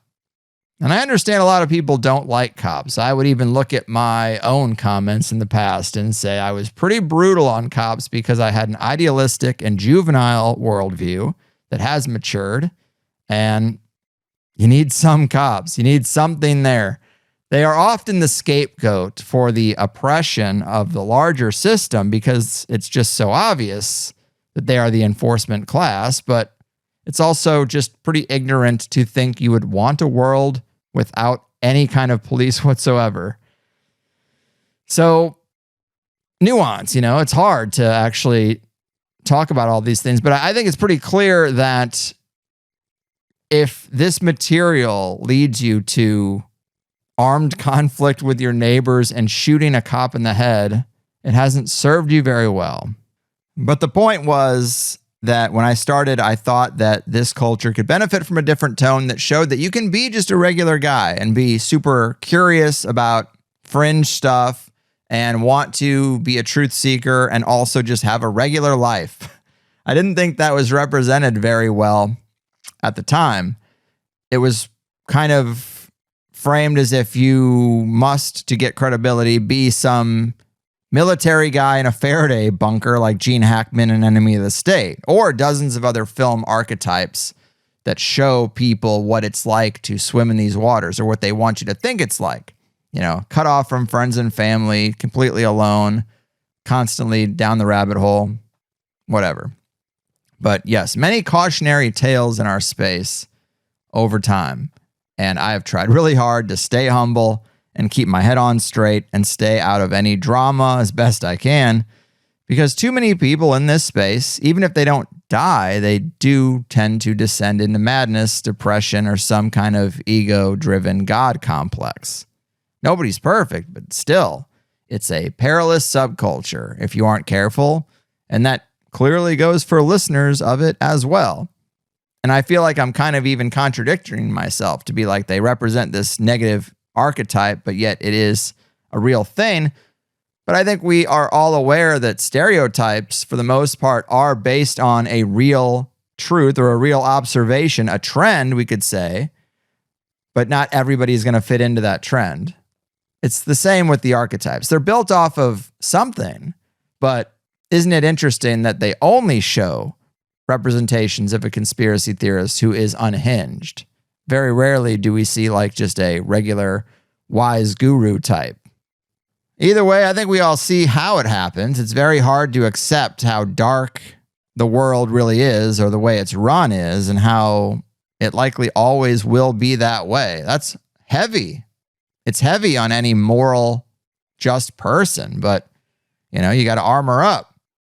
And that is also why we try to fold in real world advice. Sunlight, nature, permaculture, ether, Wilhelm Reich, Schauberger. You get it. It's like we can't only focus on the psychopathic elite. It's like, well, what else is there? And is that else better? Yeah, it is. But other stuff that happened since we recorded this. People have found what seems to be some kind of AI glitch in the footage of Oz Perlman doing the reveal of his trick to Trump and Melania at the dinner. There's a guy in the crowd sitting in the audience who just magically has a fork morph into his hand. The same kind of AI artifact I've seen dozens of times trying to make clips for the intro. For every clip you see that I use in the intro, I probably generated 20 that were shitty. So it's interesting to see that. Again, I don't know what I can trust or believe. I guess the method that would be best would be just to go to official networks like CNN and see if that artifact exists in their clip that they show, or if it's just on the TikTokers' clips. You can never be too careful these days. But there's also some security footage, again, who knows, of a police dog that follows Cole Allen into a room, the room where he was kind of preparing for things. Some say it was a restroom, I'm not sure. But the canine seems to have a hit on this guy, and then the canine cop pulls the dog back and kind of gets him off the trail, which somewhat indicates to me that that was set up. Because obviously the dog is doing what he was trained to do, and the cop didn't take the dog's lead. It appears. Again, I'm not an expert on police dogs either, or what a hit looks like, but it seemed like something was up there. And then there's this whole weaponized sync thing. It's the end result of courting the conspiracy culture and forming Q and MAGA and all that. But it almost makes me wonder if the Ingersoll Lockwood books are real. I know there's supposed to be old copies there, but if you had an operation that you were going to roll out that was this huge, couldn't you do a cutout publishing company and backdate that? Because no one ever heard of it before the Trump campaign. So it's just interesting. You have to really think about all this stuff through. But then there's other things like that couldn't be controlled, such as the syncs with Back to the Future and Trump buying the estate of the DeLorean inventor, turning it into a golf course. And then Donnie Darko, a movie about time travel. Donnie wakes up on a golf course. Yeah, that's just a film sync, except Trump did buy that guy's estate. So the fiction weaves into the reality and back and forth. And his uncle was the MIT scientist tasked with going over Tesla's work. I've listened to interviews that were in black and white with his uncle. But it feels like a team of people took those loose threads and said, okay, we can work with this. And then fabricated an even more epic tapestry to try and mythologize the president and drum up more support. And tamp down criticisms because, hey, he's operating on a level that you don't understand. So don't criticize his moves because they are for the greater good. It's just weird. I also love the framing and timeline that Chris brought up regarding presidents getting shot or facing manufactured, politically damaging crises right after mentioning aliens or UFOs or trying to pry into it. This shooting with Trump at the Correspondence Center shouldn't even be called a shooting, but this event, it seems more and more staged, but maybe it was staged to scare him regarding the disclosure question. Or maybe, as others are saying, he staged it himself to justify the ballroom. It's hard to know anything for sure anymore. Another weird thing is that apparently there's been like 15 earthquakes in just a couple of days all around the Area 51 area. It makes me wonder if it's an exercise in destroying evidence before the release of information. Is this a facility that's outdated? So you just level it and then release information about it that's already out of date that people in the game already know? Seems probably like what will happen.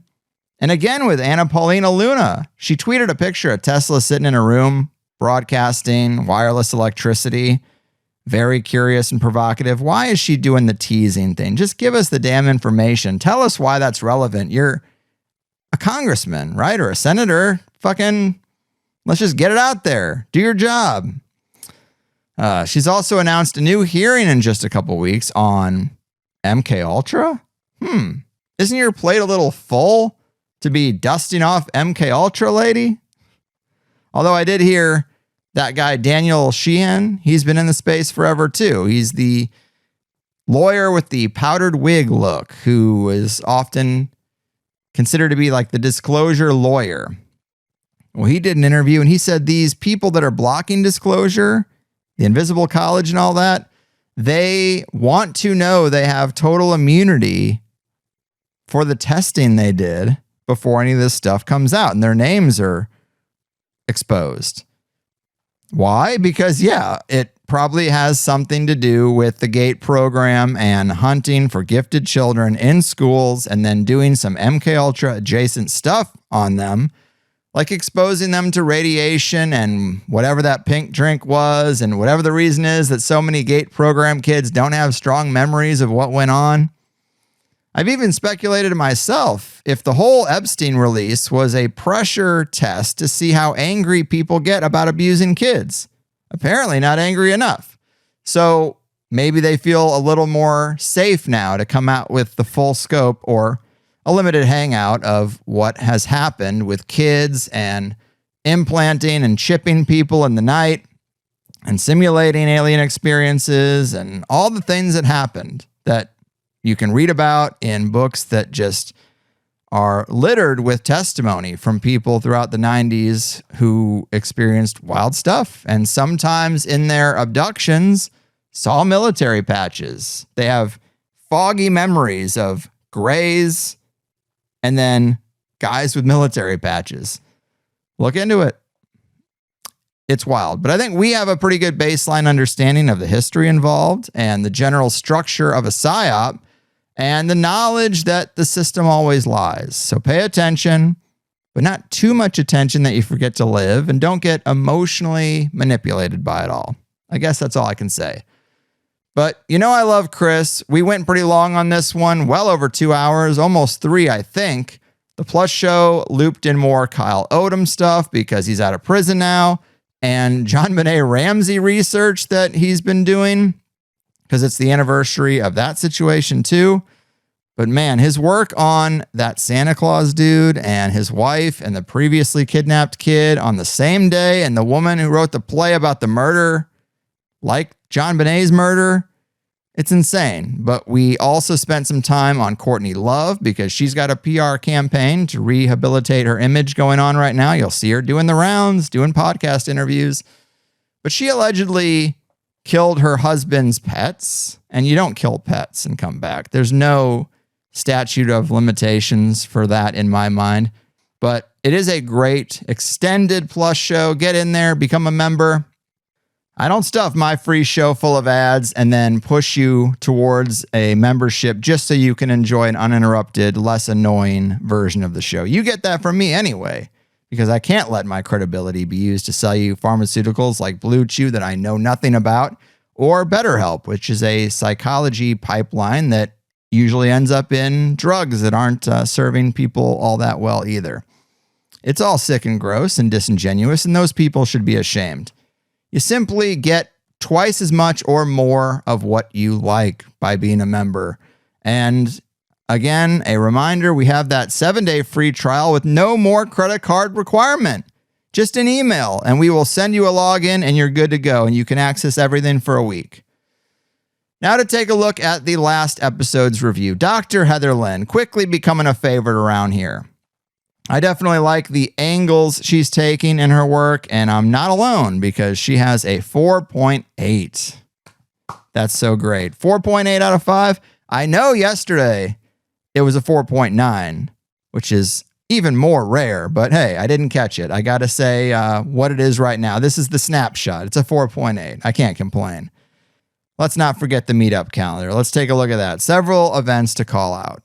All right, May 16th, Raleigh, North Carolina at the Raleigh Brewing Company. And then June 13th at the Brickwood in Riverside, California. August 16th, there is a Tesla Tech Conference in Albuquerque, New Mexico. And November 13th, there's an International Truth Expo. Now, the calendar is really light. I don't know if somehow there's a filter on here and I'm not seeing everything, but I feel like just a couple days ago, I read like 4 more events that are no longer showing up. I'll have to look into that. And I will say that in this case, I see we have a couple conferences on the calendar. And I've been pretty clear that the goal of this calendar is not to advertise ticketed events. This is for casual meetups that are organic and free and open.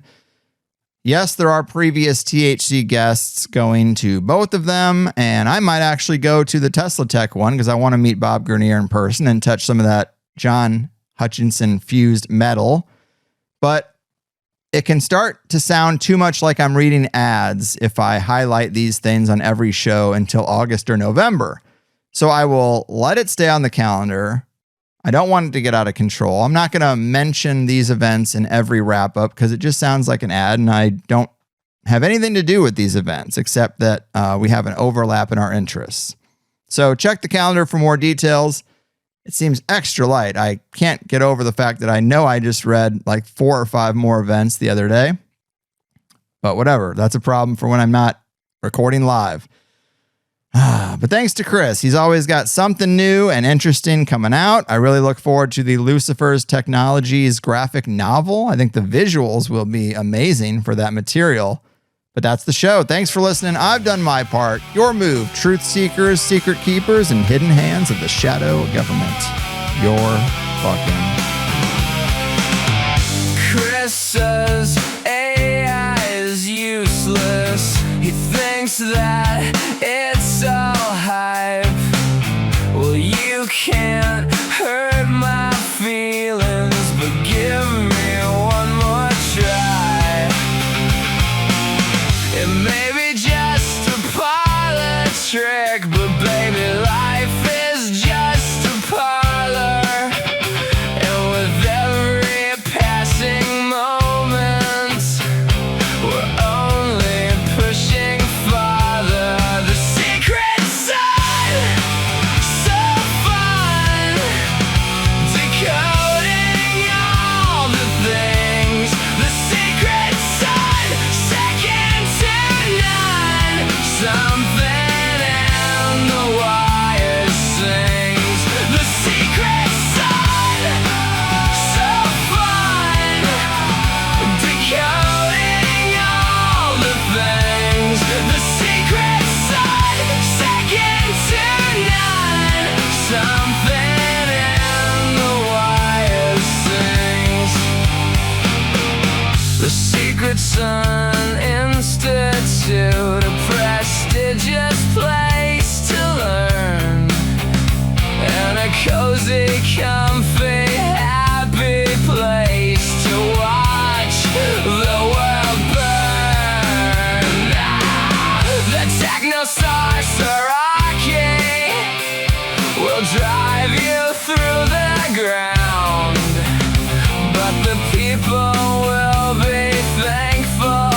that they had Chris Knowles around. The secret